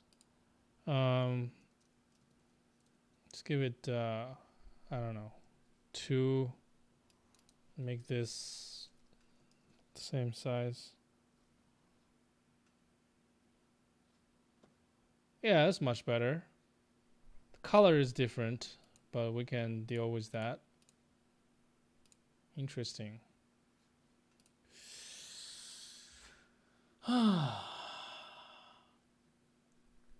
Yeah, thanks for the suggestion, Gilad. But yeah, I just need to decide whether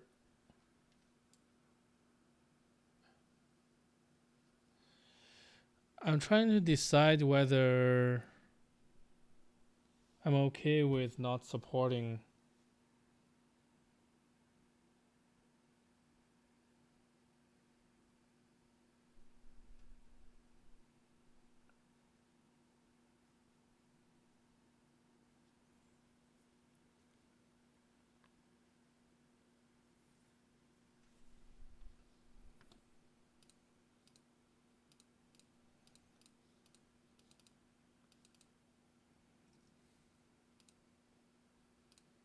Also, I need to change I guess the tint color for this one, right?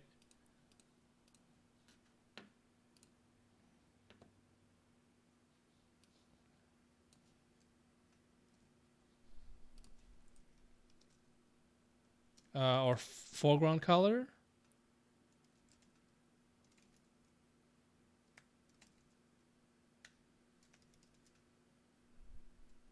Something like that. No. Color dot primary.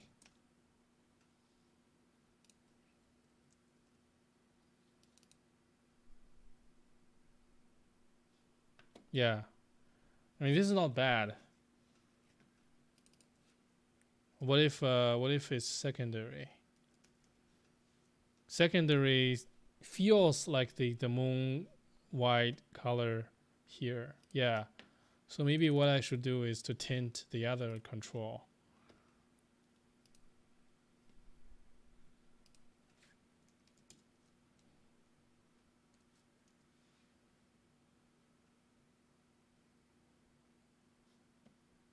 No, that's not how that works, I guess. Maybe I tint it here.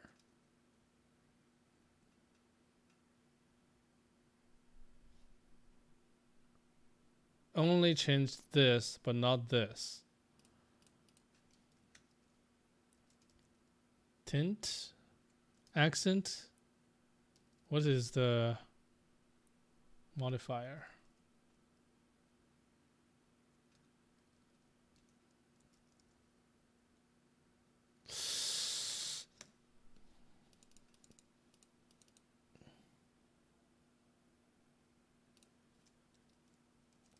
Oh, I'm really tired. Oh, I don't want to do this anymore. Okay. Make a decision. Make a decision. This definitely seems very promising. Question is,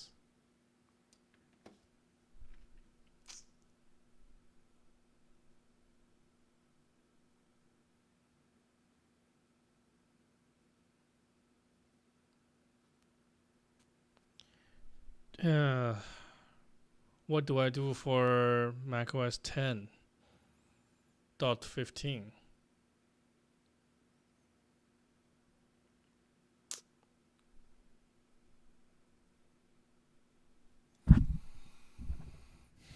Also, this doesn't even compile with Swift 5.2.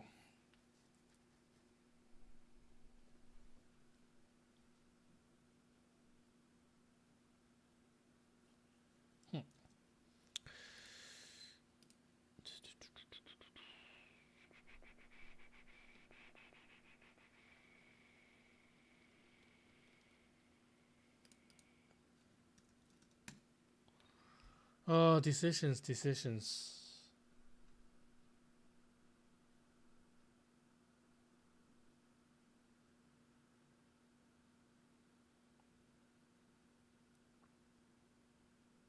How bad is it to build your own view like this? I guess one thing is like this hover behavior is kind of nice. Building it from scratch.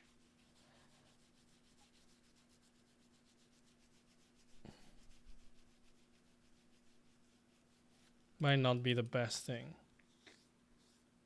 We can play with can we do a playground maybe?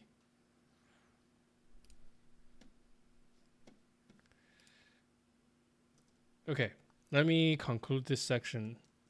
This is explore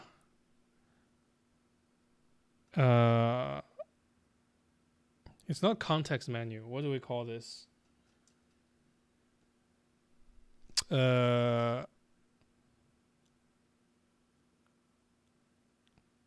In window menu implementation. I'll edit this later. Okay, this is for the YouTube video. Yeah, let's make a playground. Oh, interesting. It doesn't ask you whether it's for macOS or not anymore, I guess.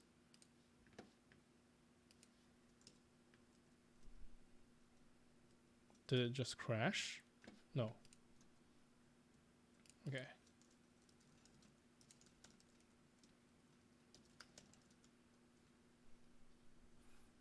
But what if I want a macOS playground? Hold on.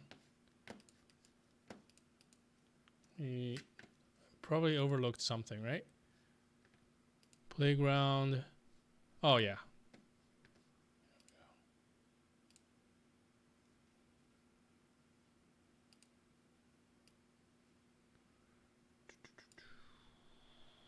Okay.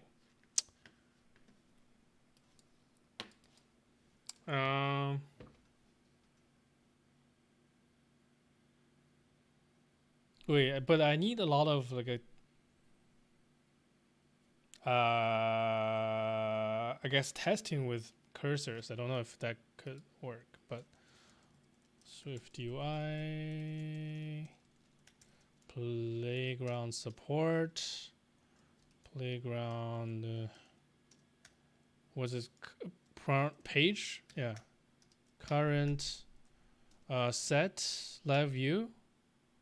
Okay, now we can make a view and put it in there. Struct content var body some view text hello, and then content. Let's make it auto eval.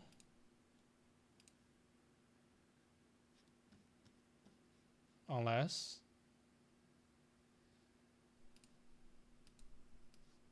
hello.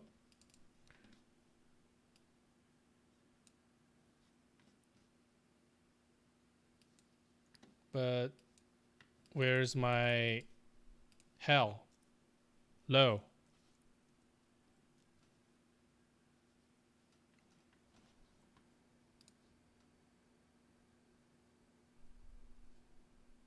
Okay, it's running.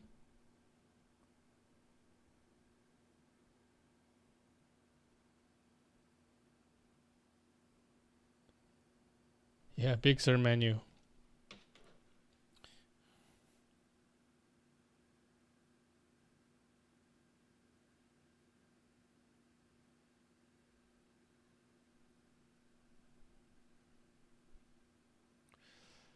Okay, this is taking forever to compile. What's going on?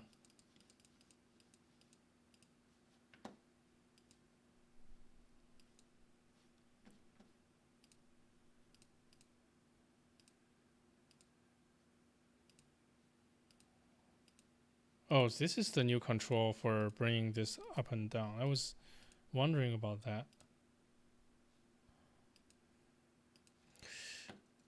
Come on. Now it's claiming the compile succeeded, but it's not showing me the preview. What? There's no canvas here.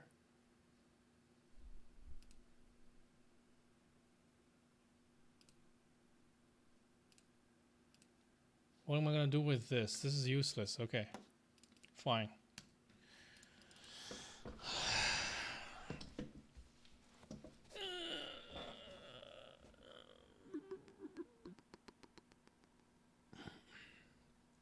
All right, let's just make a random thing here.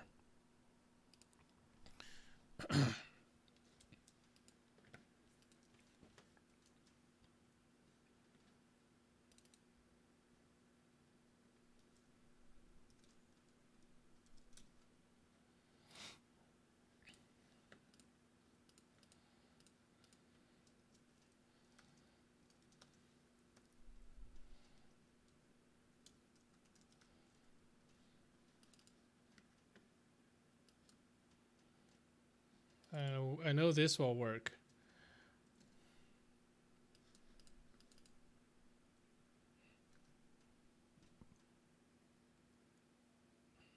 Okay. So let's start with a button. Button. Title. Action. I don't want title. I want the action and then the content. That pattern.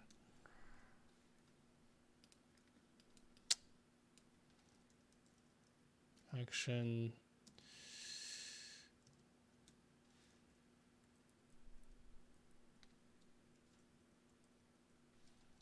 Label. Okay.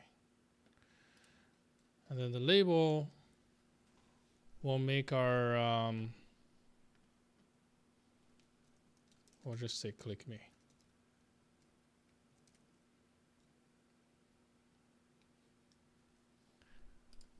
Let's make it button style, borderless, I think. Okay. So let's give it the state, right? Show menu. I'd rather just make it just straight up this. And then click just turns show menu to true.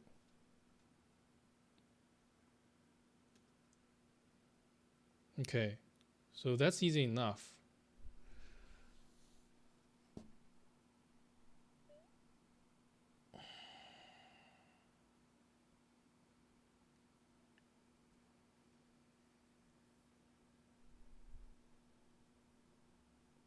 Now, when show menu is true, we'll show additional parts of this view, right?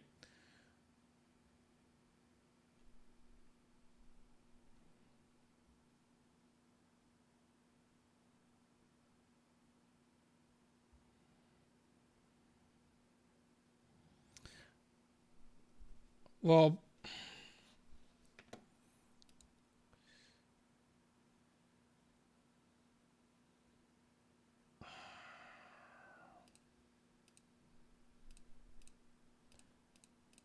so this additional part needs to be adjacent to this button itself.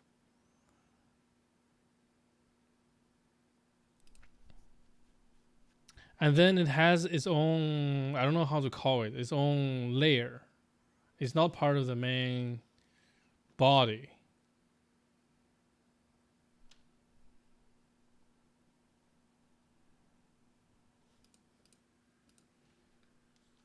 So I don't even know where to begin with this. I mean, I know where to begin. Bind some view to the show menu thingy.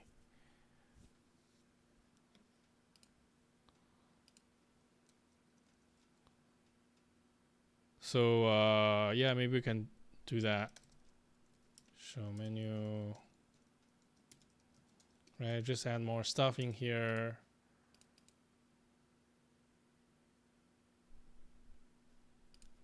I don't know, this group this with this.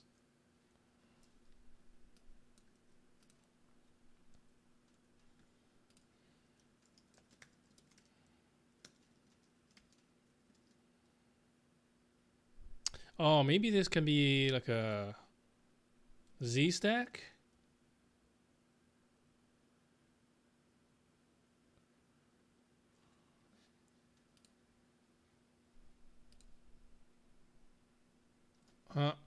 Oh, here it is. This is hilarious.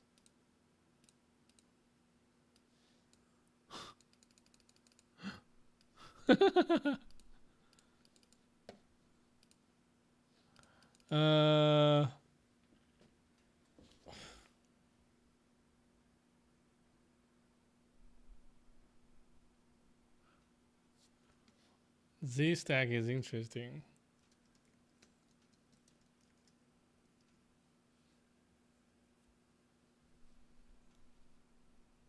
But it's still, Z stack still, the layout all is confined in the same traditional UI geometry, which is not great.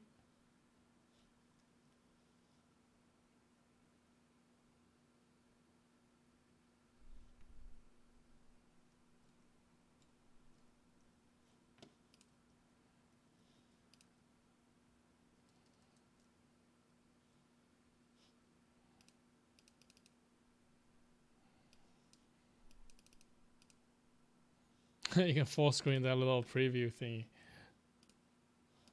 Okay.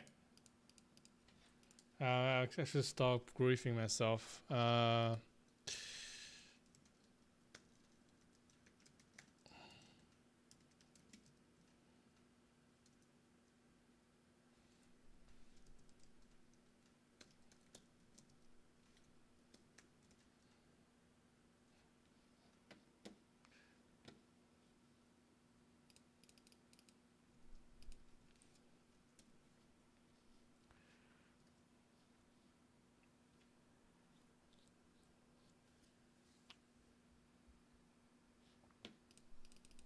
Cool.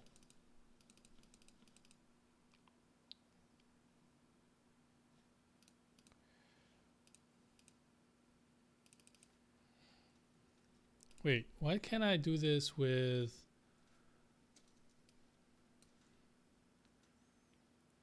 I can do this with the group, right? Oh, okay. And then the button can have fixed frame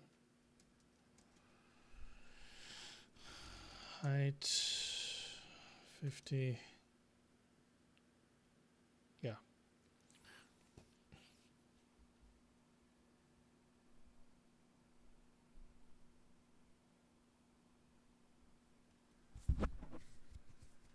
Yeah, I have no idea how to make a view like that. I think this is some magic.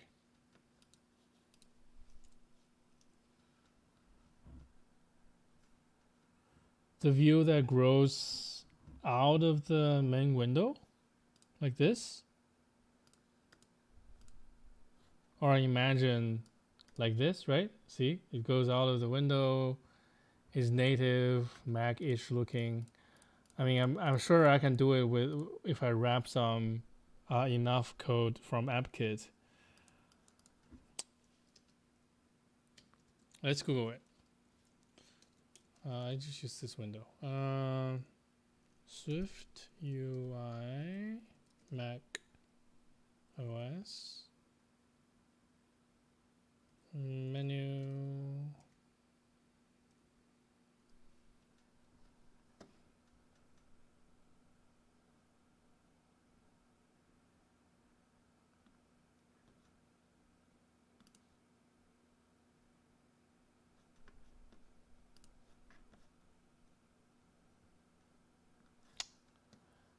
What's this kind of menu called? In-app menu?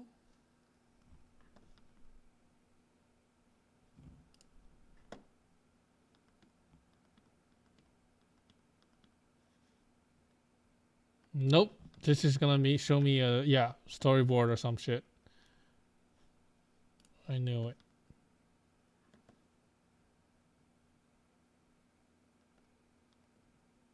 Ah, popover.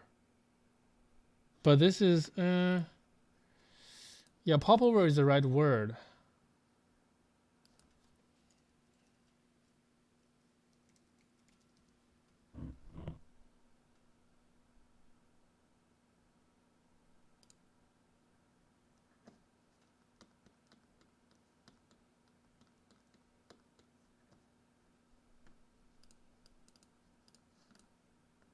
Oh, is that what it is?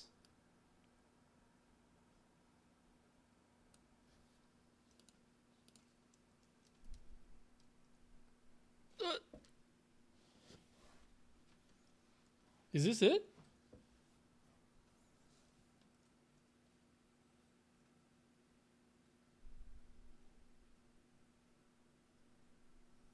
I just need to find the right word. Lamau.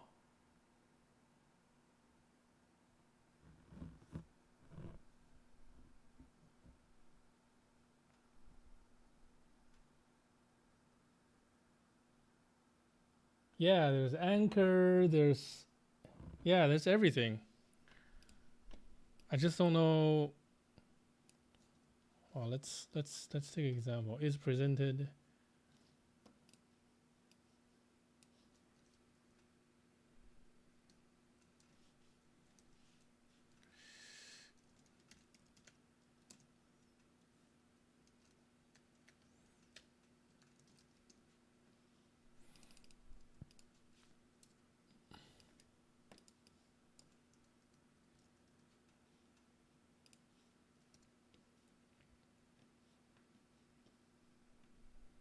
Not this. I want to look at this.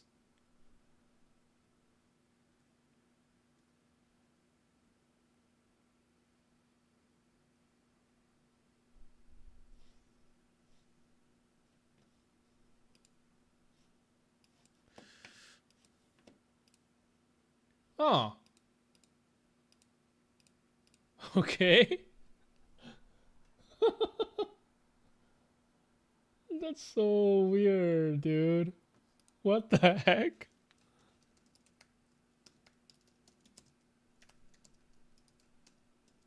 Why is it all rounded? Wait, I keep pressing the build and run button.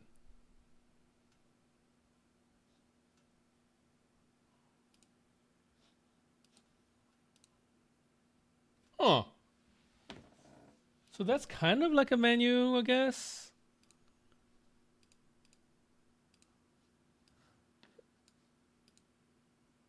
Ah, and it has some behavior with that. Okay, let's try this. So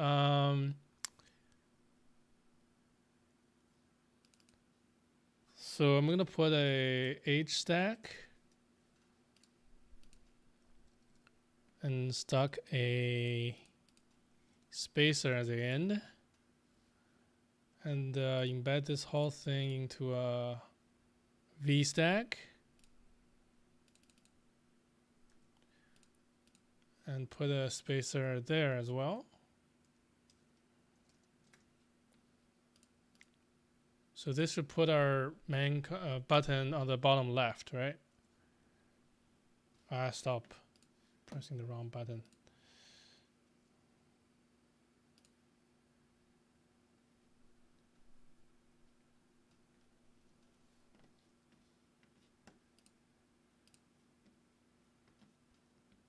Build succeeded. Red cross. Please. Oh, right. The spacer goes. Well, this works too. I'm gonna put it here. Click. Yeah, it pops out of the window even. It's really wacky, but it kind of works.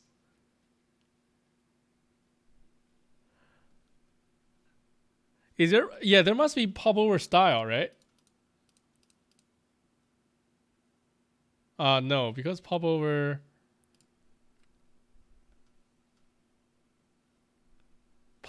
is just a view modifier, I'm sure.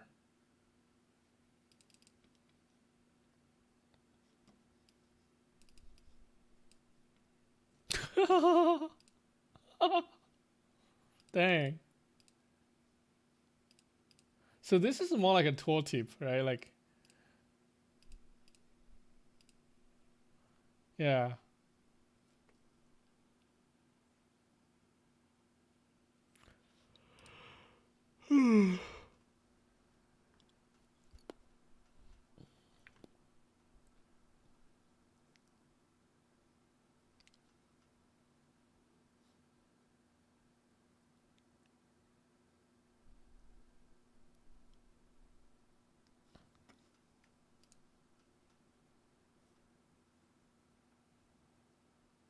Okay. Now let's try the next thing. macOS SwiftUI hover.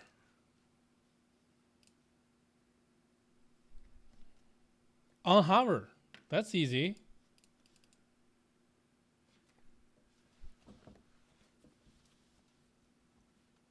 So let's say I put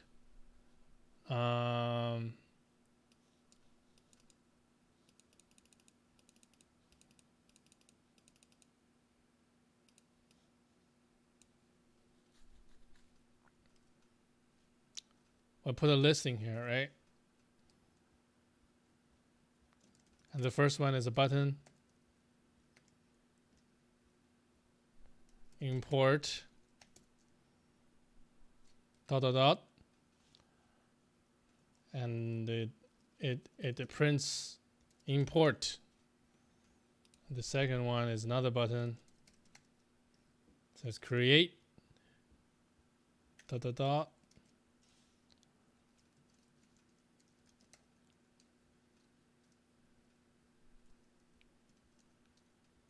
create. Also, show menu is false. So this is kind of a faux menu.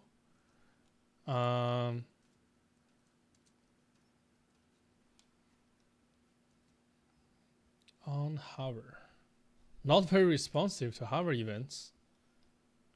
Ooh.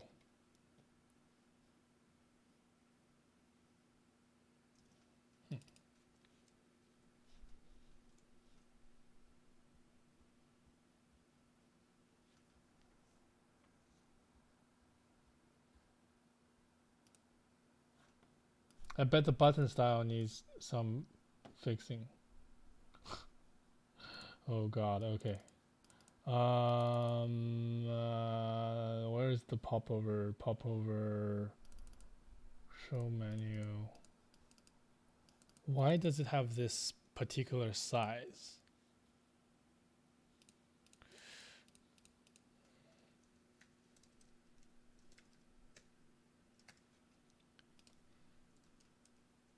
Button style, borderless button style.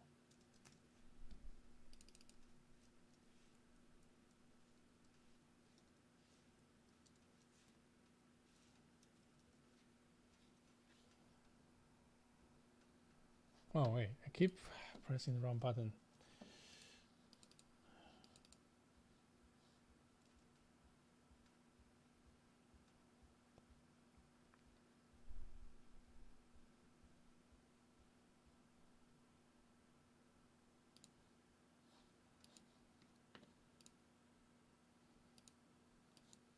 Uh-oh. Where did it go? The fixed size is breaking it. All right, let's just make a V stack here. List is way too dank.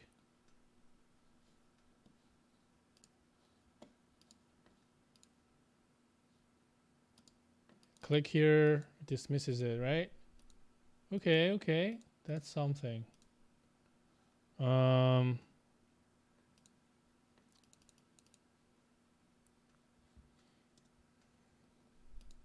Let's see, how can I make this better?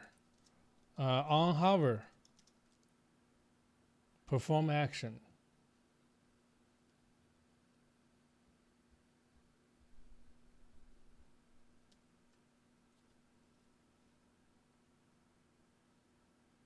What is this weird? Why does this look weird? Okay.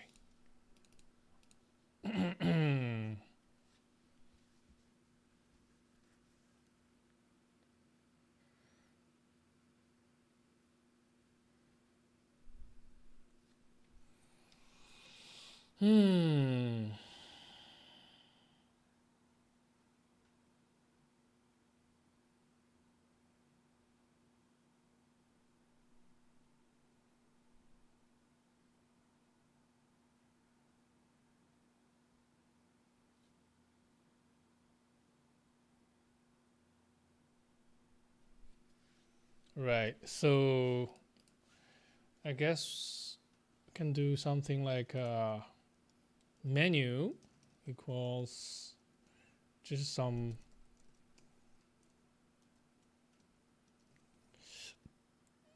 temporary hacking here.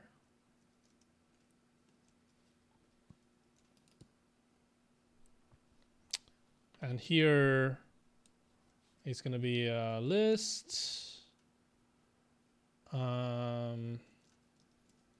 for each menu. I guess ID is self. Menu title. Then make a button. Menu title. For the action, we'll just print the menu title. And show menu equals false. Yeah, that's a little better.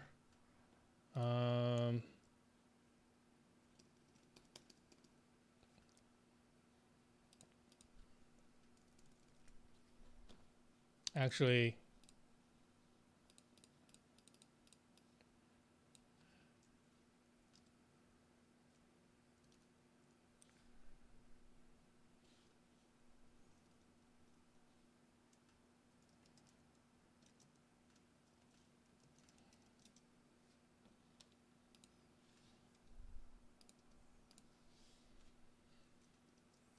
text, menu title, give it a padding, and then label, right? Action label. Oh, action first, right? Action label.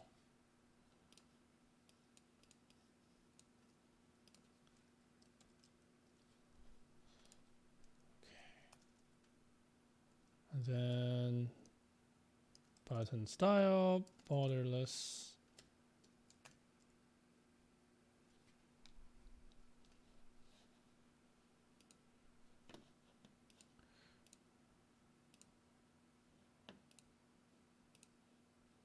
Okay.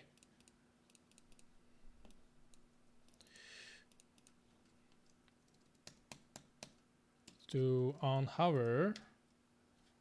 Why is this autocomplete doing the wrong thing? Very curious. Okay. On hover. Let hover index.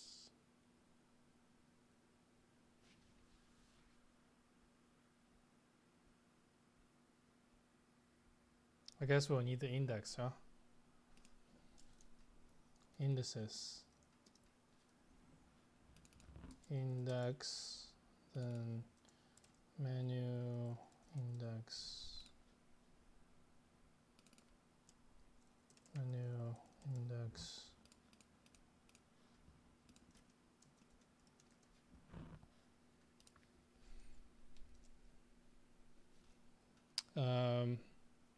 If hovering, hover index equals index.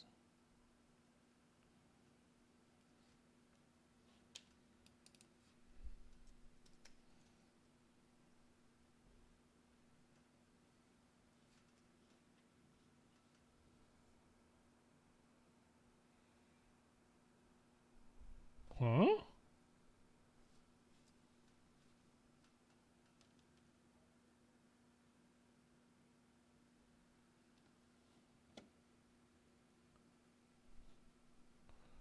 Self is immutable.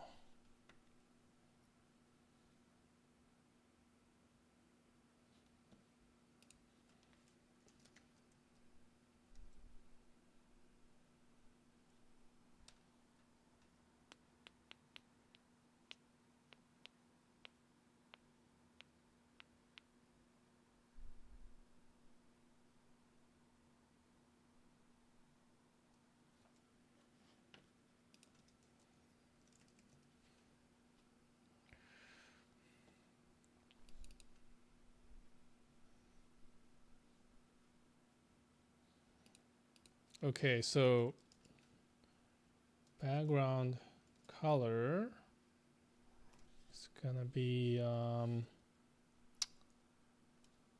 hover index equals index. Then it's gonna be color something. Otherwise, it's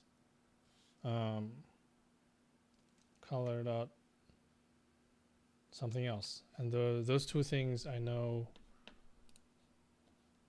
are as color constants.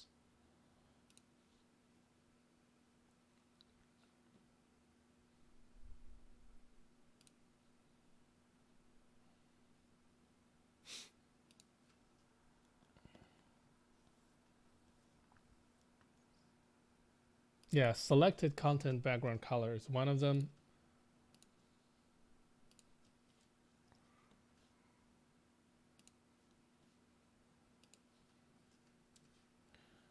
And the other one is, can I jump to this? Just look around here. Window background color. Let's try this. Should not be used for drawing and whatever. Control background color. Scroll view, table view, collection view. Selected content, unemphasized content, alternative content. Text color, text background. Label, tertiary. Yeah, it looks good to me. Window background color.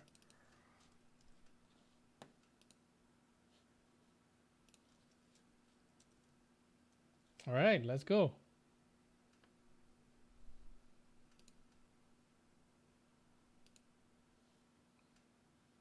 Background, not color.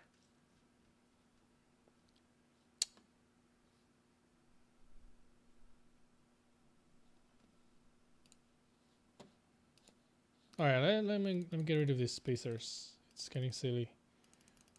Get rid of this and this.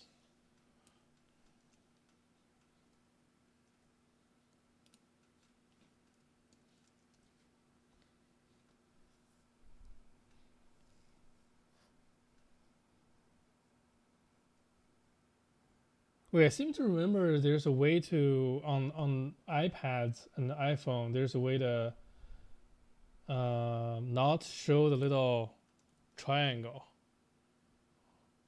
Maybe it's like if you omit the anchor or something, the triangle won't show.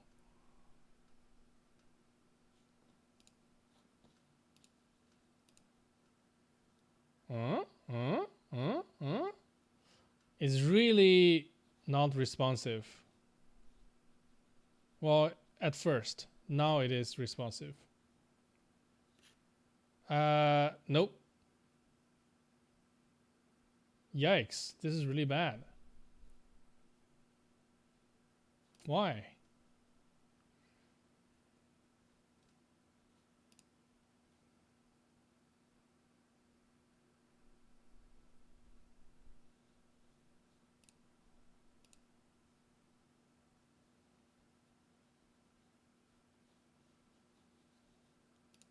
Why is it sometimes responsive, sometimes isn't?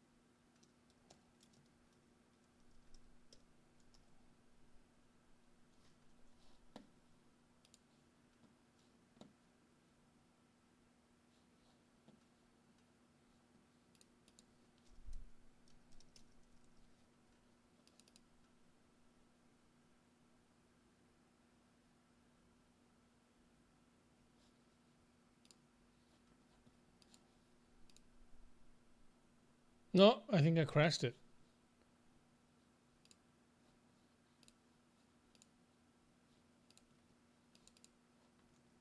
I think Infinity actually broke it. Haha. So it's not Infinity. What I want is like the opposite of hugging priority is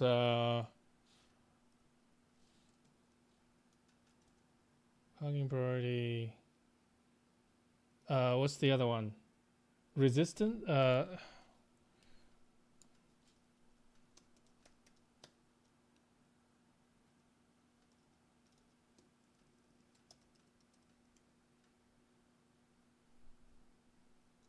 damn it! What is it?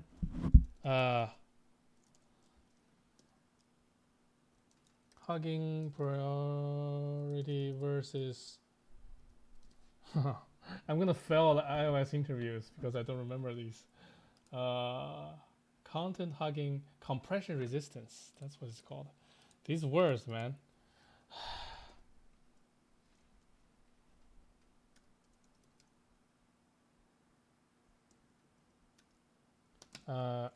compression resistance SwiftUI.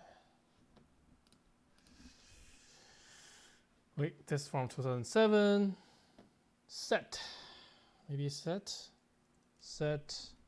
compression. Nope.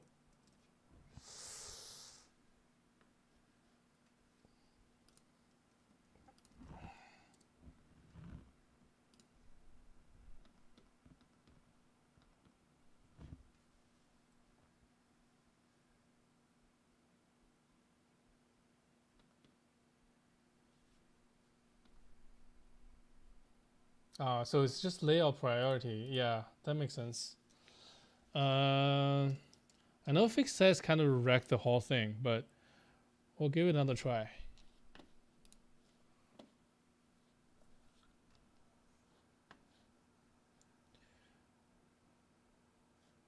But this bubble looks so goofy. I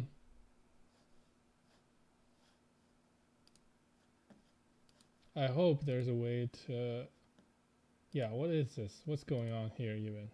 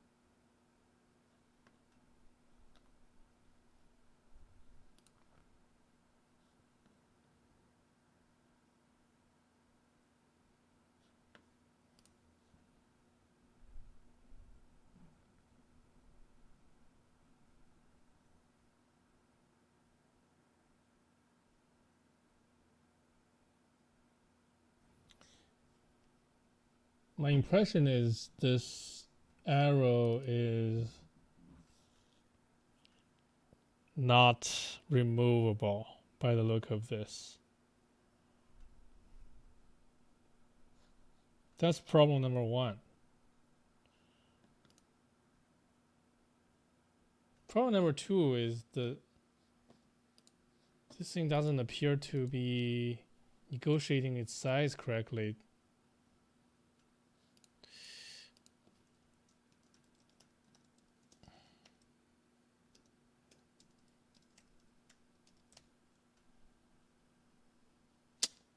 Stop.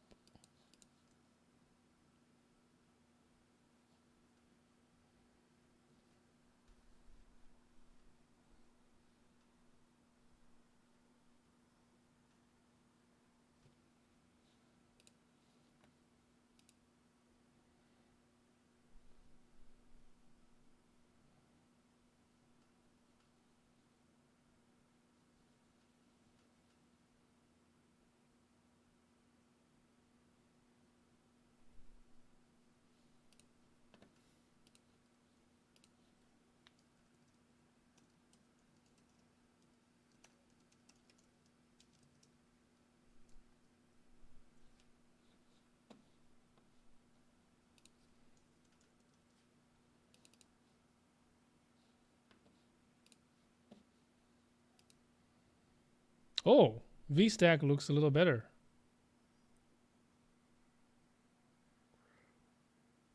Okay, let me remove the silly border because I understand what it is now.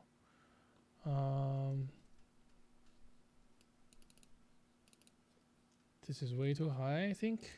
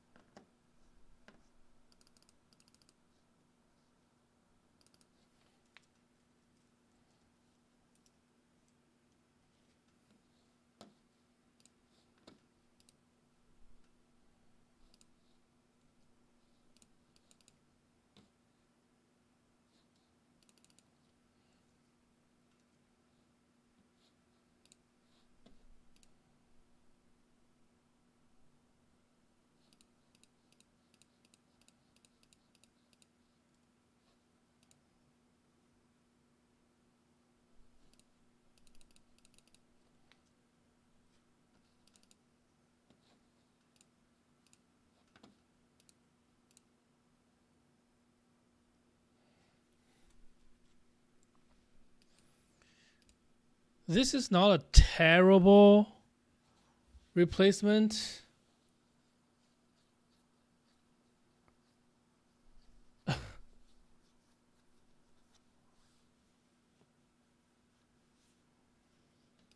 don't know why the text color is like that.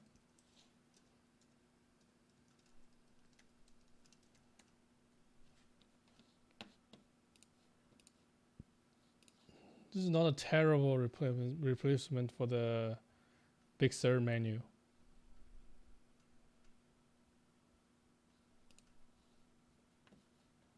I mean, not great. It just looks like an iOS app.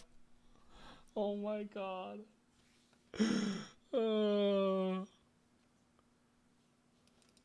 What a hack.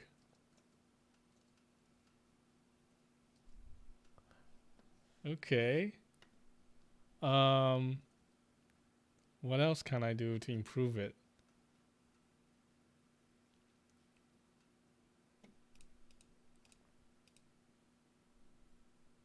So after each button, right? Let's add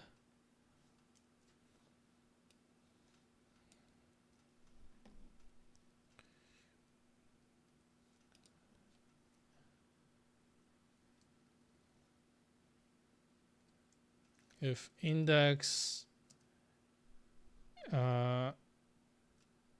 is not menu.count -1 is not the last one, we'll add a divider.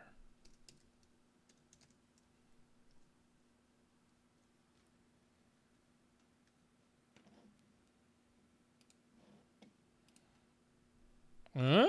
Huh?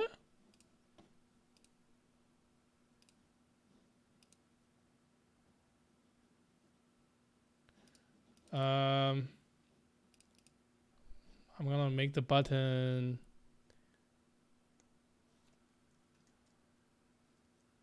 frame max height is 30.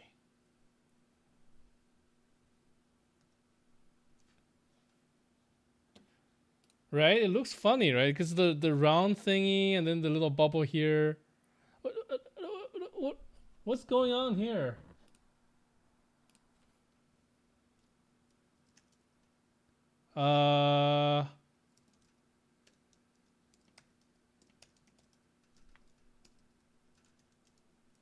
I mean, why isn't it respecting the height?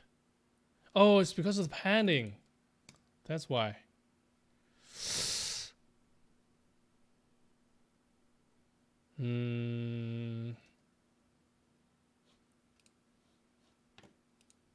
Now it's gonna look tiny, yeah. So panning is good horizontally at least.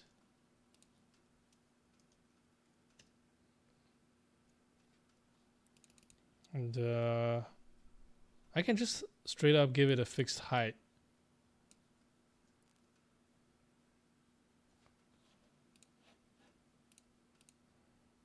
Yeah.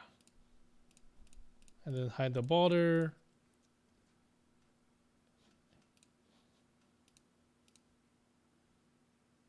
You know, it doesn't look too bad, right?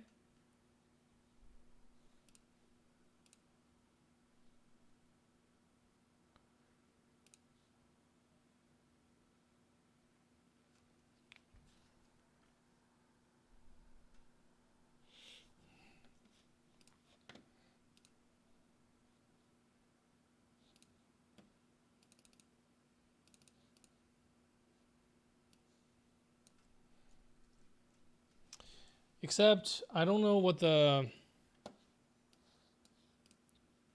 I don't know what the right background color is.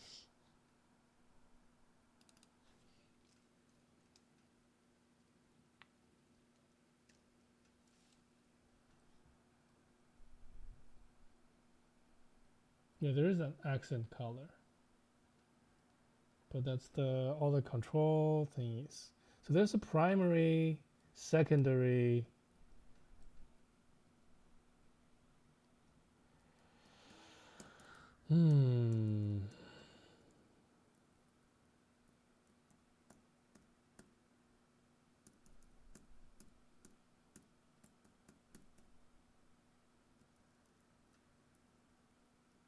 What is this background color? It's not window background color. What is it?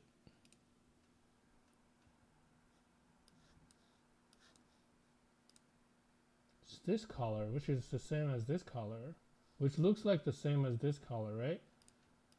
And if I'm not mistaken, it's also this color. But what is it?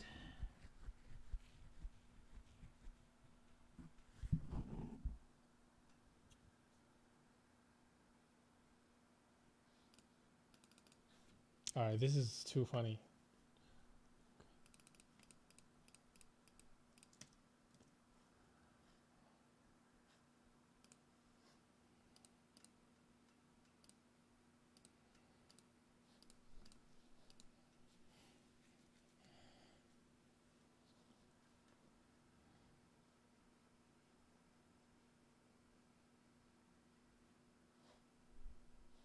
Also, what's really funny is the animation. It's so slow, so slow. Come up, disappear, come up, disappear. Takes like a fall like 500 milliseconds.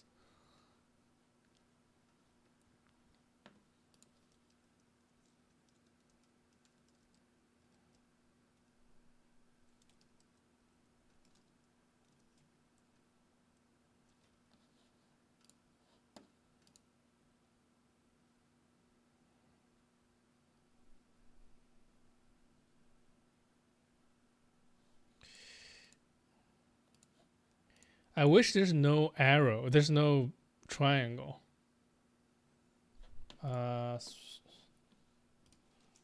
SwiftUI popover, no triangle. Is that called a triangle? Arrow, yeah. Yeah, this is how you do it in SwiftUI. I mean, in UI Kit. Yes, this I remember. SwiftUI. It's not called a triangle, I guess. No arrow.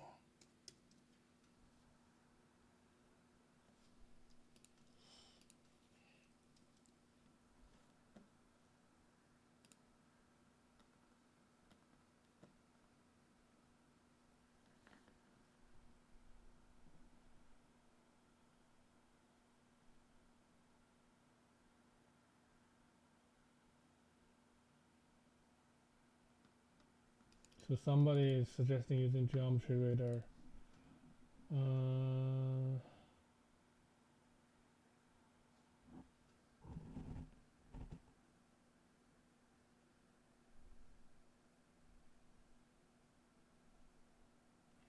Where I got my color scheme? Actually, I got it on stream today. The color scheme is called Monakai. Monakai Revisited. So if you just Google Xcode Monakai scheme, you'll find it.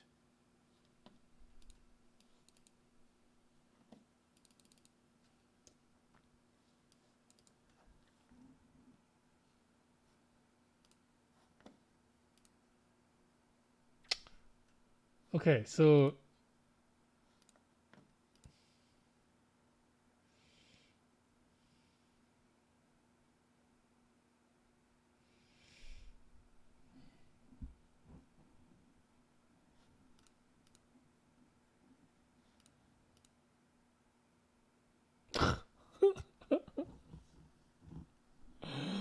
oh my god, just imagine seeing this. Okay, let's try it. Let's try it. List panel, right? Okay, so let's get rid of this fancy stuff and do this instead.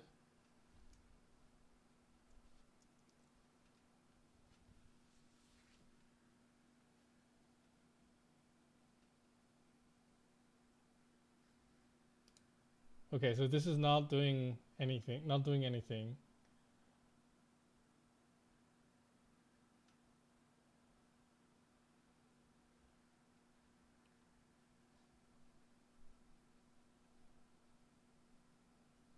Right, and then,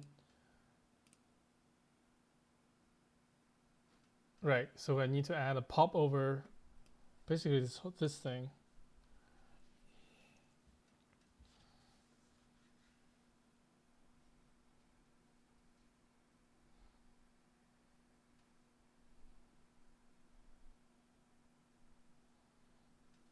Maybe I should extract this into a separate view.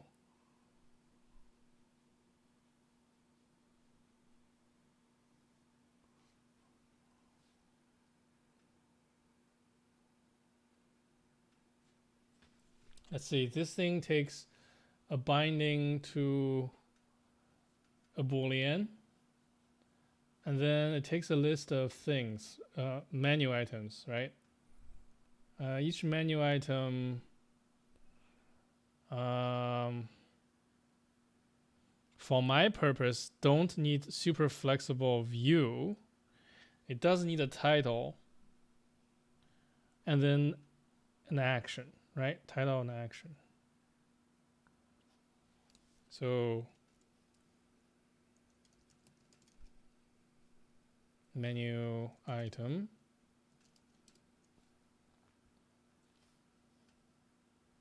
I guess I can just call it item, and then has a title, has a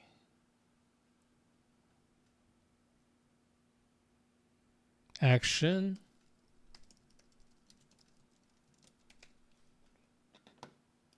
cool.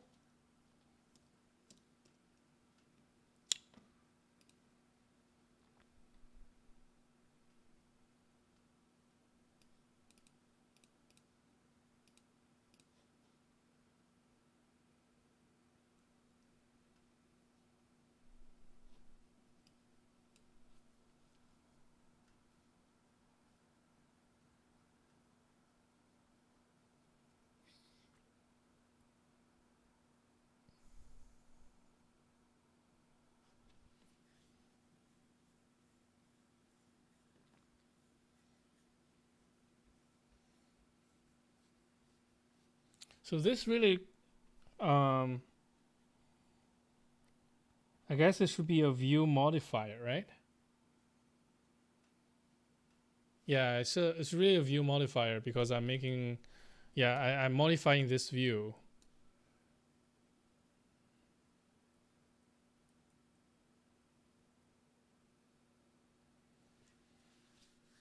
Or what's the right abstraction here? So it's it is a view. This is the content of the view, and it also takes a list of menu items.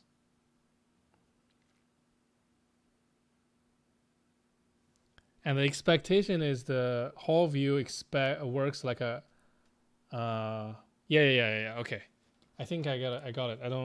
I think it's easier to write it than okay. So menu view. Let's keep the name right. This state is a binding, so the user needs to supply this, and then it'll also have, I guess, the list of items.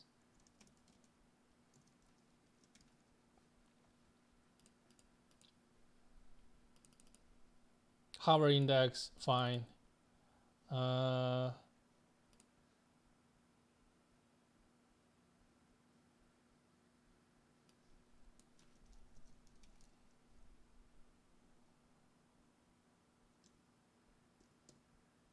Wait, should show menu be a binding?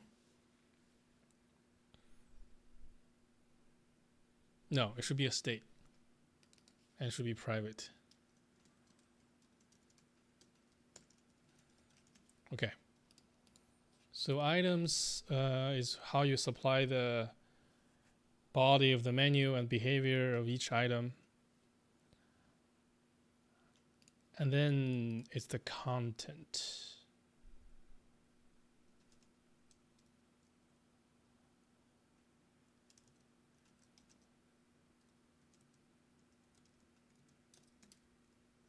Content is some view.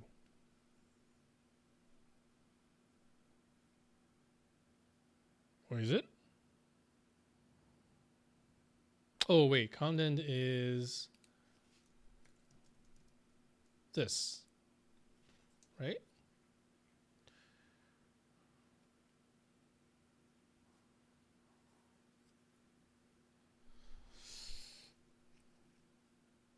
Or is it any view?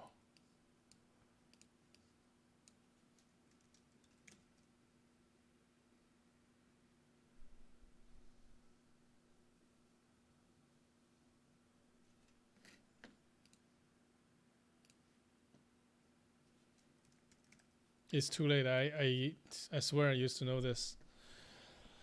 I just want to take a look at a signature.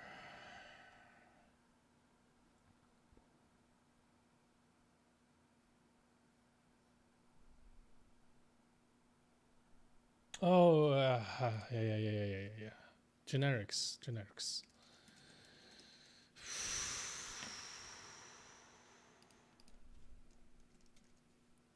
Oh my god.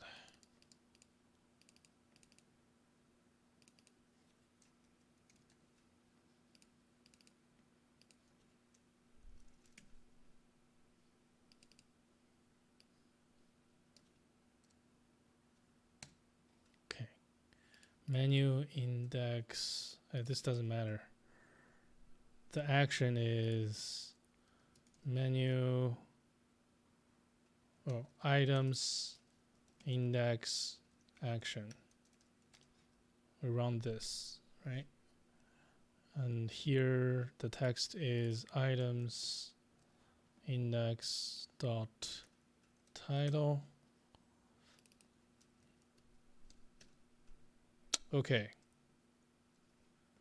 How are we doing now? So we need to supply the item. We don't need to supply this.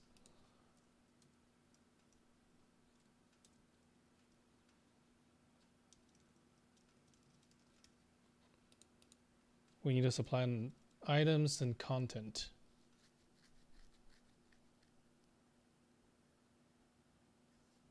Or label, rather.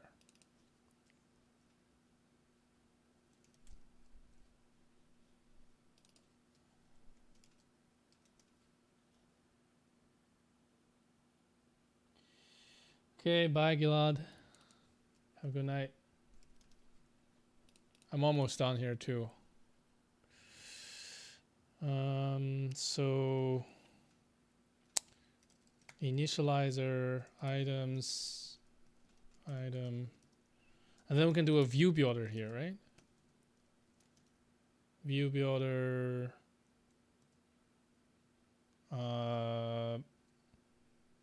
content.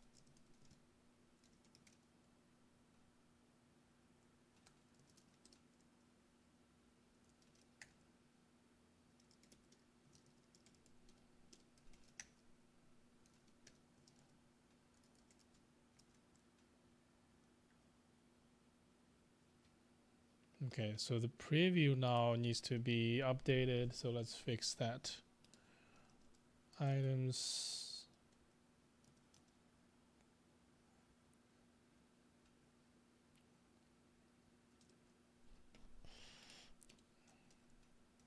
The first one is title import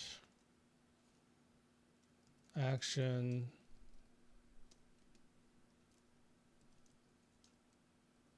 print import.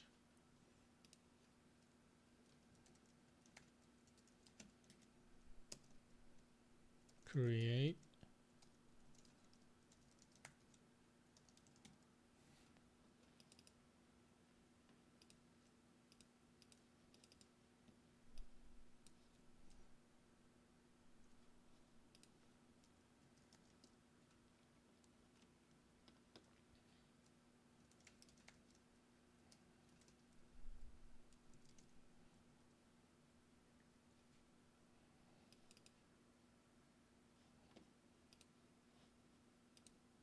Oh, okay. So we kind of made the menu, right? Click, click. Is it working?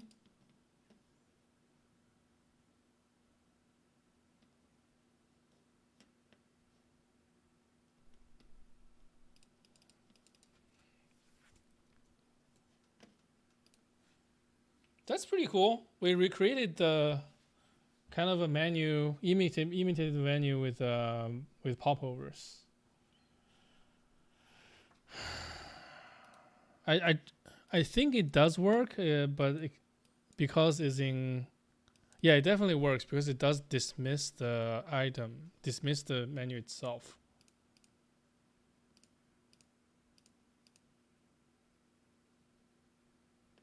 All right, that's okay. That's pretty good. That's pretty good. All right, I'm gonna actually call it part of the section. This is what simulate I